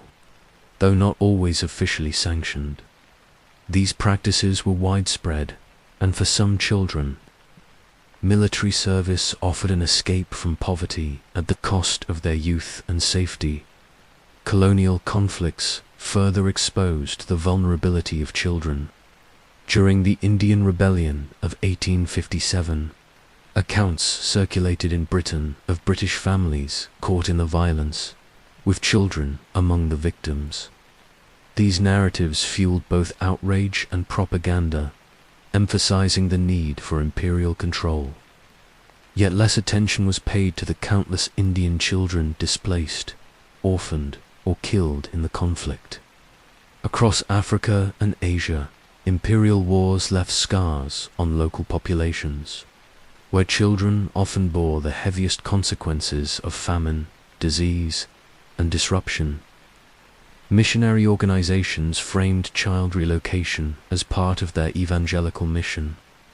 They portrayed colonies as opportunities to save destitute British children from sin while simultaneously spreading Christianity abroad.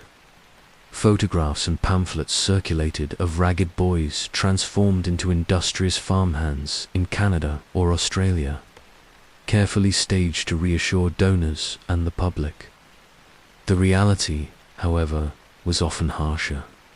Many children never saw their families again, their identities swallowed by the vast distances of empire. The rhetoric of empire frequently cloaked exploitation in the language of opportunity. Officials claimed that children benefited from fresh starts in colonies, where they could grow into productive citizens. But the children themselves rarely had a choice. Consent was assumed, even when they were too young to understand. Letters of complaint, when they reached Britain, were often ignored. The empire demanded labor and loyalty, and children were made to supply both. The intersections of empire and child poverty extended to domestic industry as well. Cotton mills in Lancashire depended on raw cotton produced by enslaved or indentured labor in colonies. Sugar consumed in Britain was the product of plantation economies where children also labored. Thus, even children who never left Britain were tied to the global networks of empire. Their work in factories and mines sustained industries fueled by colonial extraction, binding their lives to distant lands in unseen ways. Reformers gradually turned their attention to child migration. By the late 19th century, debates arose about the morality of sending children overseas. Critics argued that they were uprooted without consent, often to harsh conditions. Inquiries into Bernardo's practices, for example, revealed controversies about consent forms and the separation of siblings. Yet defenders insisted the programs saved children from lives of crime and destitution. The divide reflected broader tensions about empire itself. Was it a benevolent force of uplift or a system of exploitation? For the children, the answer was written in their lived experience. Some later recalled gratitude for opportunities denied at home, while others remembered loneliness, abuse, and the ache of disconnection from their families. Their voices, though seldom heard in their own time, echo in surviving letters, memoirs, and testimonies. They remind us that the price of empire was not only paid in distant battlefields or foreign trade, but in the lives of Britain's most vulnerable. Young Dot, the legacy of these policies persists. Today, historians estimate that more than 100,000 children were relocated from Britain to its colonies over the 19th and early 20th centuries. Their stories are often absent from triumphal narratives of empire, yet they reveal the human costs of imperial ambition. For every colonial governor or industrial magnate celebrated in history books, there were countless children uprooted, silenced, and forgotten. The empire offered power and wealth to Britain, but its foundations rested on sacrifice.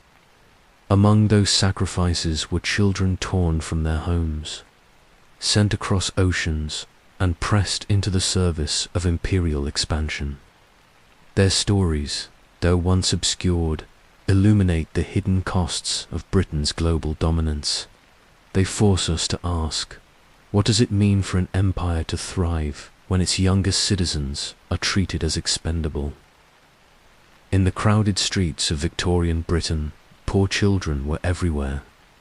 They sold newspapers and flowers, swept crossings, begged outside taverns, or slipped silently through alleyways. Yet while their presence was impossible to ignore, the way society perceived them was anything but simple. To some, they were innocent victims of poverty, angels in rags, deserving of pity and protection. To others, they were dangerous delinquents, demons of the streets, threats to morality and order. These contrasting images shaped not only public opinion, but also the policies and reforms that would determine their lives. The idea of the innocent child had deep roots in Victorian thought. Middle-class ideals increasingly celebrated childhood as a sacred stage of life, a time of innocence, play, and education.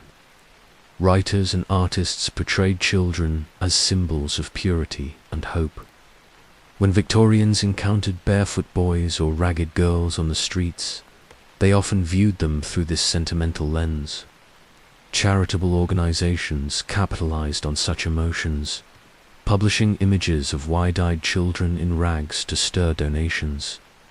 Posters and pamphlets depicted waifs and strays as helpless victims who could be redeemed through compassion. The message was clear. With guidance, these children might grow into respectable citizens at the same time. Another narrative competed for dominance: the criminal child. Newspapers published lurid stories of juvenile gangs, terrorizing neighborhoods, of pickpockets haunting markets, of girls lured into prostitution. The Times and other periodicals warned of juvenile depravity spreading in the slums. Magistrates complained of seeing the same children return again and again to the dock, their lives seemingly defined by crime. Reformatories and prisons recorded growing numbers of young inmates. To many Victorians, the street child was not an angel in need of rescue, but a menace in need of control. The duality was vividly reflected in literature. Dickens gave the world Oliver Twist, the quintessential innocent boy drawn into crime against his will. Oliver symbolized the purity of childhood corrupted by circumstance. Yet Dickens also created the artful dodger, the sly, streetwise pickpocket, who embodied society's fears of delinquency. Both characters were products of the same environment, yet one evoked pity while the other provoked fear.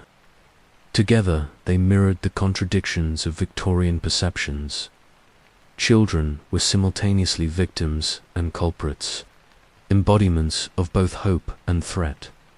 Visual culture reinforced these ideas. Artists and photographers produced sentimentalized images of ragged children with soulful expressions, carefully staged to emphasize vulnerability.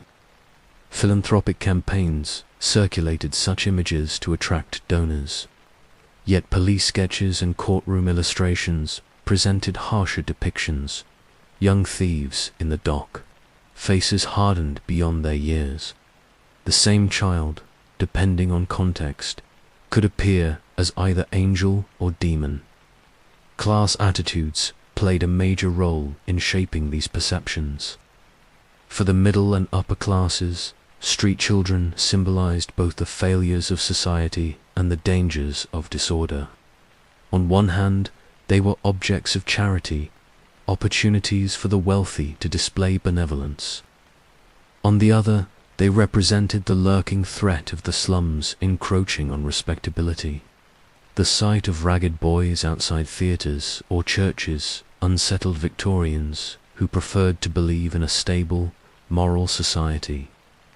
Their ambivalence reflected deeper anxieties about class divisions in an era of rapid urban change. Religious discourse amplified the contrasts. Evangelical reformers emphasized the possibility of redemption. They described street children as lambs lost to sin but capable of salvation through education, discipline, and faith. Missions and ragged schools framed their work as rescuing souls as much as bodies. Meanwhile, more punitive voices within the church warned of moral corruption, portraying street children as evidence of society's decline. Sermons invoked them as cautionary figures, warnings of what idleness and vice could produce. The law codified these competing views. On one side stood reformatories and industrial schools, established to redirect children from crime toward discipline and training. On the other stood the harsh reality of prisons, transportation, and punishment for those labeled incorrigible. Judges alternated between leniency for poor waifs and severity for juvenile delinquents. The inconsistency reflected broader uncertainty. Were these children primarily victims of circumstance or architects of their own downfall? Public fascination with child gangs fueled the darker narrative. Reports from London, Manchester, and Liverpool described groups of boys, sometimes as young as 10, roaming markets and docks. They had nicknames, territories, and reputations for violence. The Wild Boys of London, a term used in popular press, encapsulated fears of youth running wild in the slums. Sensationalist penny dreadfuls turned such gangs into popular entertainment, depicting daring escapades that blurred the line between fiction and reality. For many Victorians, the line between sympathy and suspicion grew ever thinner. Gender further shaped perceptions. Girls on the streets were often judged more harshly than boys. While ragged boys might be seen as mischievous or criminal, ragged girls were associated with prostitution and moral ruin. campaigners highlighted their vulnerability to exploitation, but society often stigmatized them as fallen women rather than victims. Rescue homes for girls emerged, but they operated with strict moral codes, seeking not only to provide shelter but to reform perceived character flaws. Female street children bore the brunt of both poverty and moral judgment. The contradictions extended to philanthropy itself. Charitable organizations used images of innocence to attract sympathy, but often enforced rigid discipline. Once children entered their care, Bernardo's Homes, for example, promoted heart-rending photographs of destitute children before and after rescue, contrasting rags with neat uniforms. These images reassured donors that their contributions transformed lives. Yet inside, children faced strict regimens, separation from siblings, and loss of personal freedom. Compassion and control were intertwined, reflecting society's conflicting perceptions. By the latter half of the century, debates intensified over the causes of child poverty and crime. Some reformers argued that structural issues, unemployment, housing shortages, low wages, created the conditions that produced street children. Others insisted the problem lay in parental neglect or moral weakness. This tension shaped public policy, dividing those who advocated social reform from those who favored stricter policing and punishment. The voices of the children themselves were rarely heard directly, yet when they did emerge, they challenged stereotypes. Interviews collected by Mayhew revealed resourcefulness, humor, and resilience. Watercress girls and crossing sweepers spoke matter-of-factly about their lives, neither angelic nor criminal, but human. Their words complicated the simplistic labels imposed upon them, though such nuance often failed to penetrate broader public discourse. Ultimately, Victorian perceptions of street children revealed more about society than about the children themselves. They embodied fears of disorder, guilt over inequality, and hopes for redemption. They became canvases onto which Victorians projected anxieties about morality, class, and progress.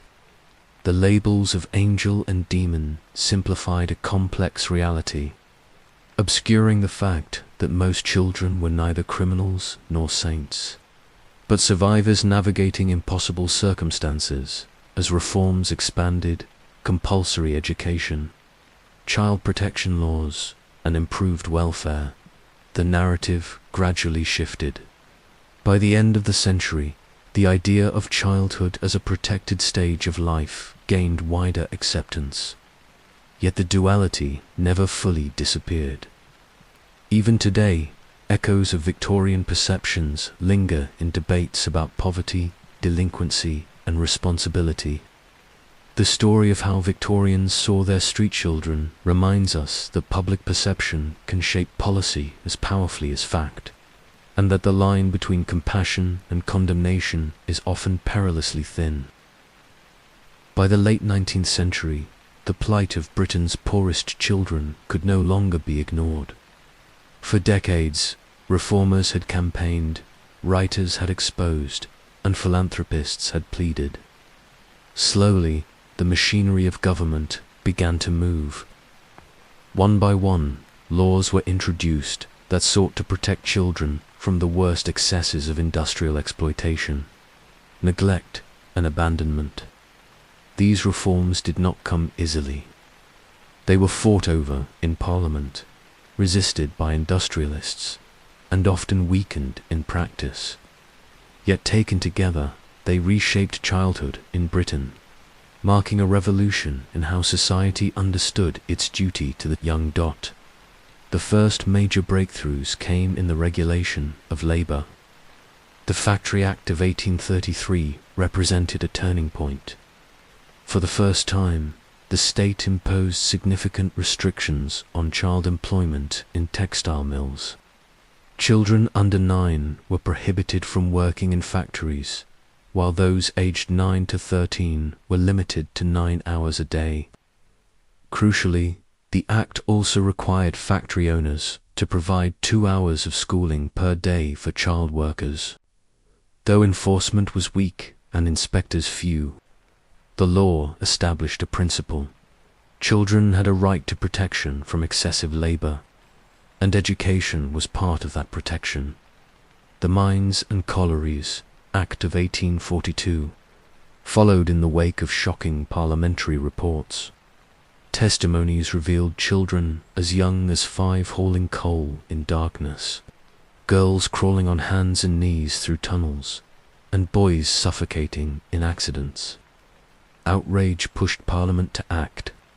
The Act prohibited the employment of women and girls underground, and barred boys under 10 from mine work.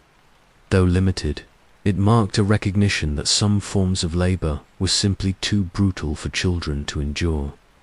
The Factory Act of 1844 went further, reducing hours for children under 13 to 6.5 per day, and introducing minimum standards for workplace safety. The 10 Hours Act of 1847, while focused on women and young people, indirectly benefited children by limiting the maximum working day in textile mills. Each step built on the last, chipping away at the assumption that childhood was expendable labor. Education became the next battleground. The ragged school movement had shown the demand, but voluntary efforts could not reach every child. The Education Act of 1870, championed by William Foster, created school boards across England and Wales to establish elementary schools where none existed. Attendance was not yet compulsory, but the foundation was laid. Subsequent acts tightened requirements. In 1880, school attendance became mandatory for children aged 5 to 10. In 1891, elementary education was made free. By the end of the century, the principle of universal education was firmly established. For the first time in British history, the state accepted responsibility for ensuring that every child had access to learning. Protection extended beyond labor and education. The Chimney Sweepers Regulation Act of 1864 attempted to curb the use of child sweeps, though it was widely ignored. Only with the 1875 Chimney Sweepers Act, which empowered police to enforce licensing, did the practice finally end. This victory came after decades of campaigning, demonstrating how entrenched child exploitation had been, and how much persistence was required to dismantle it. The Children's Charter, formerly the Prevention of Cruelty to and Protection of Children Act of 1889, marked another watershed. Often called the Children's Charter, it gave the state new powers to intervene in cases of neglect and abuse. For the first time, cruelty to children became a punishable offense. Parents could be prosecuted for mistreatment, and authorities could remove children from dangerous homes. The Act reflected a profound shift in philosophy. Children were not merely the property of their parents, but individuals with rights that the state had a duty to protect. Juvenile justice reforms also reshaped the landscape. The Youthful Offenders Act of 1854 established reformatories, offering an alternative to prison for child convicts. Industrial schools, created in the same period, targeted children deemed at risk of delinquency. While these institutions were often strict and sometimes harsh, they signaled recognition that children required different treatment than adults. The Juvenile Offenders Act of 1908, though technically outside the Victorian period, built directly on these reforms by establishing separate juvenile courts. These legal changes gradually dismantled the system that had once treated child thieves and beggars as hardened criminals. Public health reforms played a quieter but equally crucial role. The Public Health Acts of 1848 and 1875 improved sanitation, reduced disease, and lowered child mortality in cities. Slum clearances, housing reforms, and clean water initiatives gradually created safer environments for poor families. While not specifically aimed at children, these measures transformed childhood survival rates. By the end of the century, life expectancy had improved significantly compared to the early Victorian decades. Behind each law lay years of advocacy. Reformers like Lord Shaftesbury lobbied tirelessly in Parliament, combining moral appeals with political pragmatism. Writers like Dickens stirred public outrage, while medical professionals provided data on mortality and disease. Philanthropists like Bernardo demonstrated alternative models of care. Together, their voices pressured reluctant governments into action. The reforms were not simply gifts from above. They were hard-won victories secured through decades of struggle. Resistance remained strong. Industrialists warned that restricting child labor would ruin competitiveness and destroy family incomes. Some politicians insisted that state interference undermined parental authority. Others argued that the poor were responsible for their own plight, and that reform would encourage dependency. These objections slowed progress, watered down legislation, and limited enforcement. Yet over time, public opinion shifted. By the 1880s and 1890s, the idea that society owed a duty to protect its children had gained broad acceptance. The cumulative effect of these laws was transformative. Where once children labored in mines, mills, and chimneys from the age of 5 or 6, by the end of the century most were in school. Where once cruelty and neglect were treated as private matters, they now fell under legal scrutiny. Where once children were punished as criminals, they were increasingly recognized as individuals capable of reform. Childhood itself was redefined from a stage of labor and survival to a stage of learning and protection. The revolution was incomplete. Poverty persisted, and many children still worked long hours in agriculture, domestic service, or street trades. Enforcement of laws was inconsistent, especially in rural areas. Workhouses remained grim realities for thousands until their decline in the early 20th century. But the trajectory was clear. Britain was moving toward a society that valued children not only as future workers, but as citizens with rights. The laws that changed, everything were more than legal documents. They were statements of principle, reflections of a society grappling with its conscience. They revealed the power of advocacy, the importance of public outrage, and the slow but undeniable capacity of institutions to reform. For the children of smoke and soot, these reforms did not erase suffering, but they opened doors to futures once unimaginable in the end. The small hands that once picked oakum swept chimneys, or sold watercress forced a nation to confront its responsibilities. The revolutions they inspired were not fought with weapons, but with pens, petitions, and parliamentary debates. Their legacy endures in every classroom, every child protection law, and every recognition that the youngest deserve care, not exploitation. When the last Victorian workhouses closed, when child chimney sweeps were no longer seen climbing flues, and when ragged schools gave way to state classrooms, the era of Britain's street children seemed to fade into history. Yet their memory lingers. How we remember them in books, museums, laws, and cultural imagination continues to shape our understanding of childhood, poverty, and responsibility. The story of the children of smoke and soot did not vanish with the 19th century. It became part of the fabric of how Britain remembers itself. Literature ensured they would not be forgotten. Charles Dickens' novels, particularly Oliver Twist, and bleak house, kept the plight of poor children alive in the cultural imagination. Oliver's request for more gruel, Joe the crossing sweeper's lonely death, and countless other characters remain symbols of a lost generation. While Dickens exaggerated at times for dramatic effect, his depictions captured real truths that contemporaries recognized.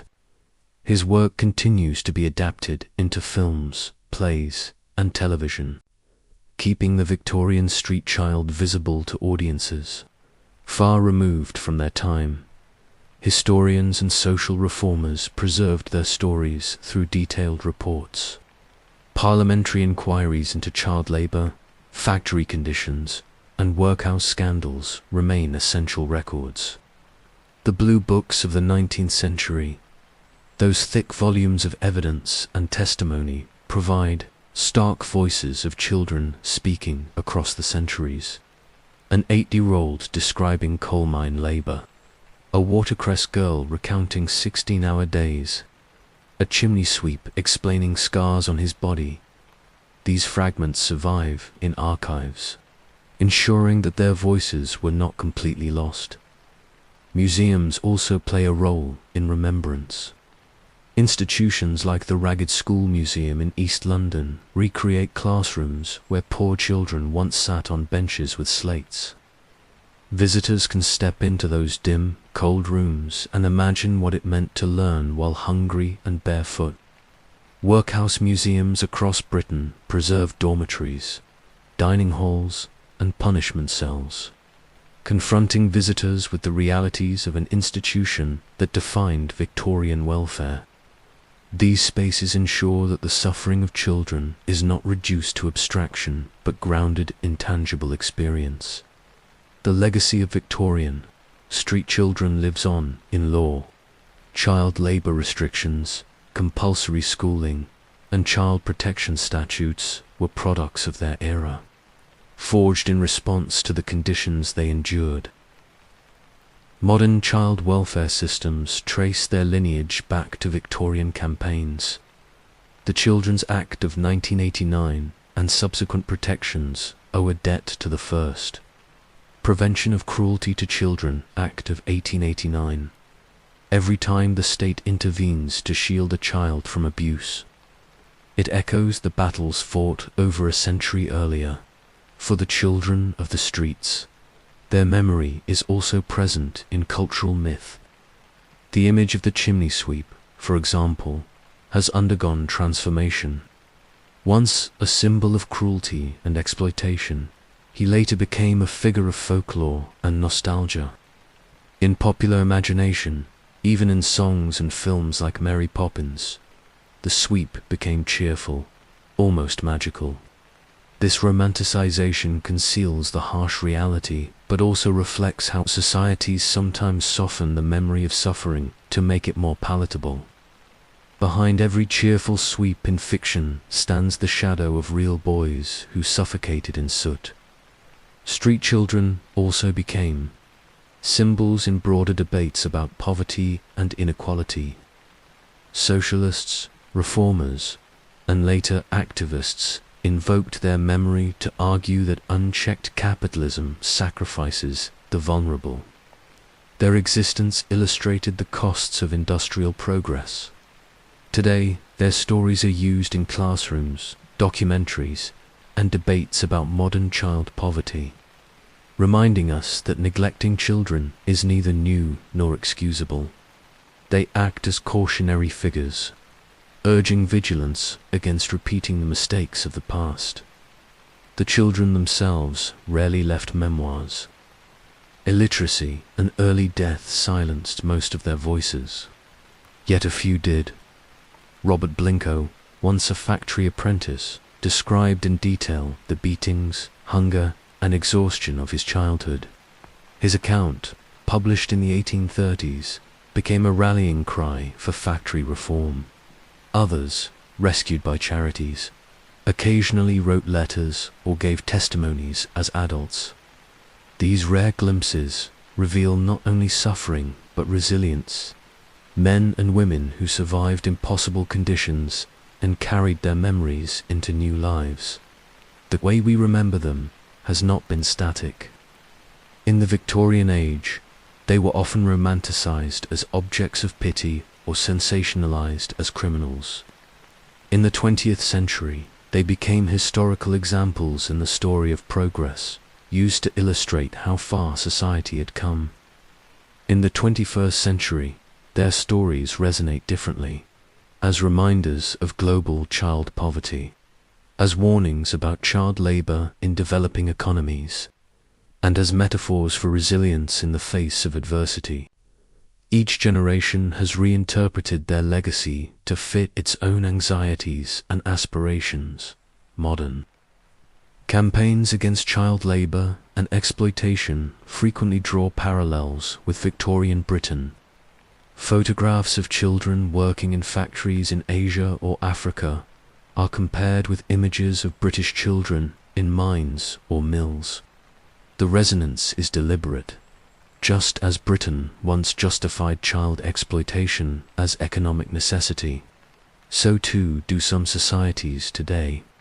Remembering Victorian street children provides moral leverage in advocating for global reform. Their memory becomes not only historical but universal. Their presence also endures in the physical landscape. Many workhouse buildings still stand, repurposed as hospitals, housing, or museums. Their austere architecture, with barred windows and high walls, remains a silent witness to the children once confined within. In cities like London and Manchester, plaques and heritage trails mark sites of ragged schools, orphanages, and reformatories. These urban footprints ensure that the memory of street children remains woven into the fabric of modern Britain. Popular culture continues to return to their stories.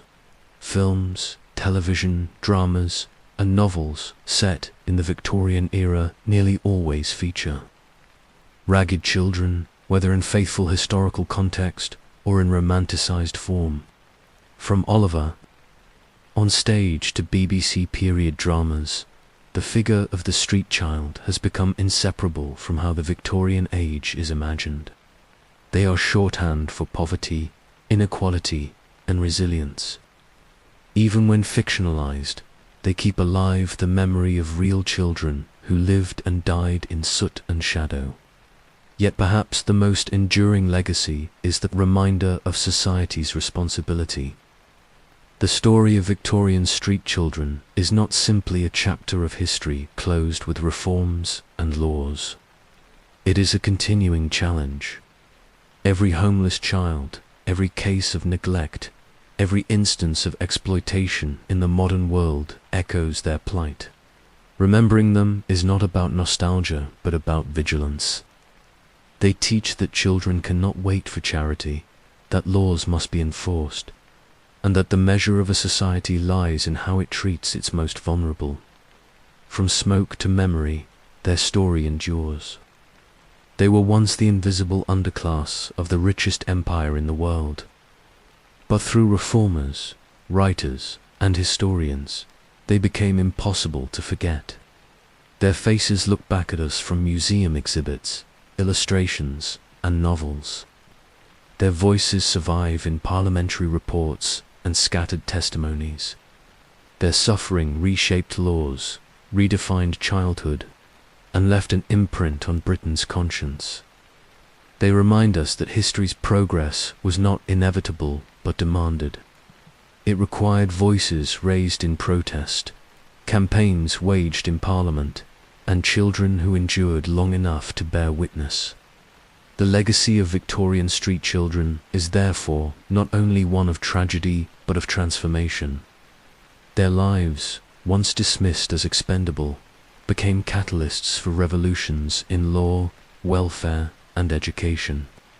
Today, we remember them not as nameless waifs, but as the children who forced a nation to confront its conscience.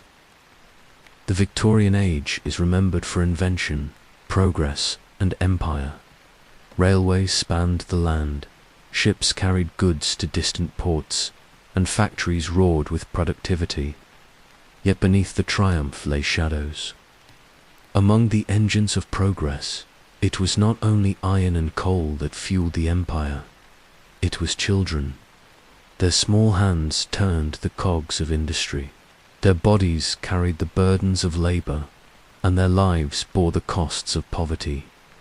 The empire's streets were their homes, its mines their prisons, its factories their schools. They were the children of smoke and soot, and their legacy is inseparable from Britain's rise to global power. Their presence was everywhere. In the textile mills of Lancashire, children tended machines from dawn to dusk. In Yorkshire coal mines, boys and girls crawled through dark seams. In London's chimneys, small bodies scraped soot from flues. On street corners, newsboys shouted headlines, flower girls hawked blossoms, and match sellers offered boxes for pennies. Thousands drifted through workhouses, reformatories, and orphanages, their childhoods regimented by discipline and deprivation. Others slept on pavements, under bridges, or in railway arches, surviving by begging, theft, or hustles. These children were not exceptions.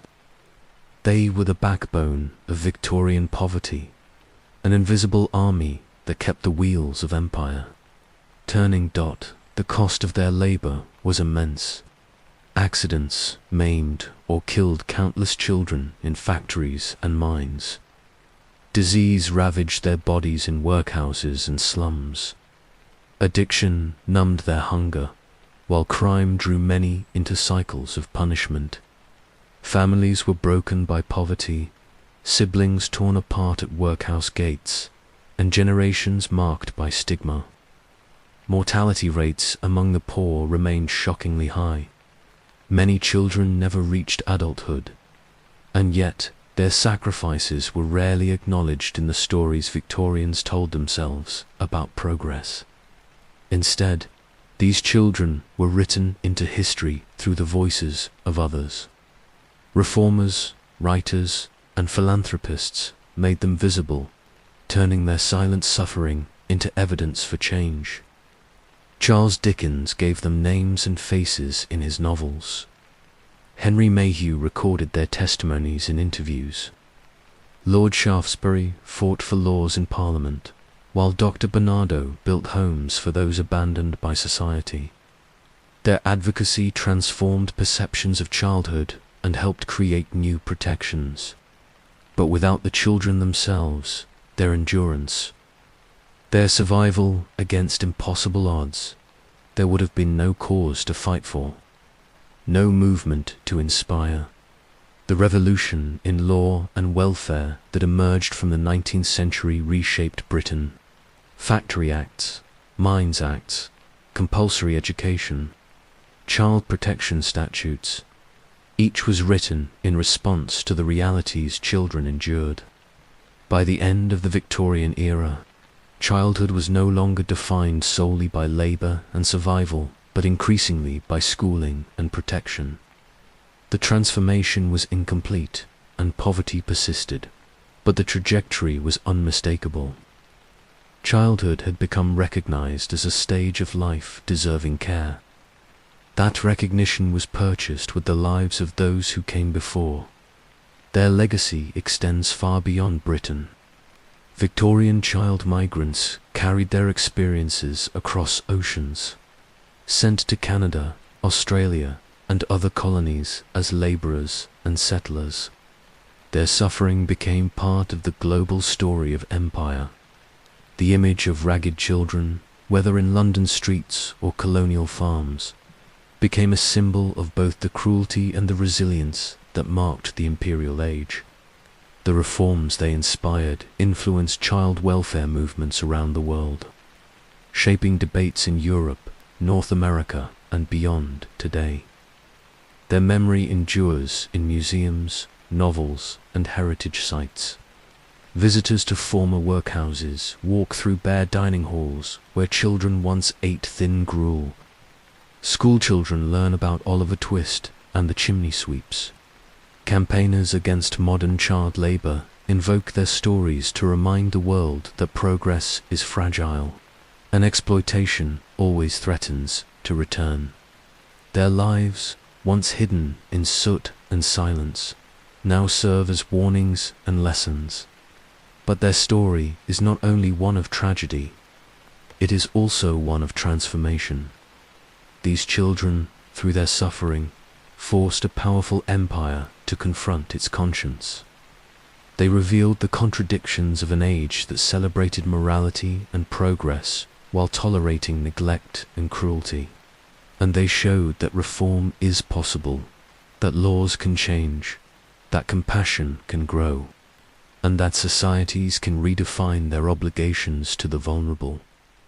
The children of Victorian streets did not build railways or govern colonies, but they built something just as enduring, the moral foundations of modern childhood. Their struggles shaped the recognition that children are not property, not labor, not burdens, but individuals with rights and dignity. That recognition remains one of the most profound legacies of the 19th century. 2. Walk through the streets of modern London. Manchester or Liverpool is to tread on ground where thousands of children once lived, worked, and died unseen. Their voices echo faintly in archives, novels, and photographs. Their faces stare back from faded sketches and reform pamphlets. They are reminders that the wealth of an empire was purchased with the hunger of its youngest. They are the shadows behind the grandeur, the invisible builders of a nation's progress. The story of the children of smoke and soot is not an appendix to Victorian history. It is its heart. They were the small hands that cleaned chimneys, pieced threads, hauled coal, sold watercress, and swept crossings. They endured the workhouse, the courtroom, the prison, and the slum. They carried the weight of an empire's indifference, and in doing so, they changed history. This is their legacy, the children who built the empire's shadow,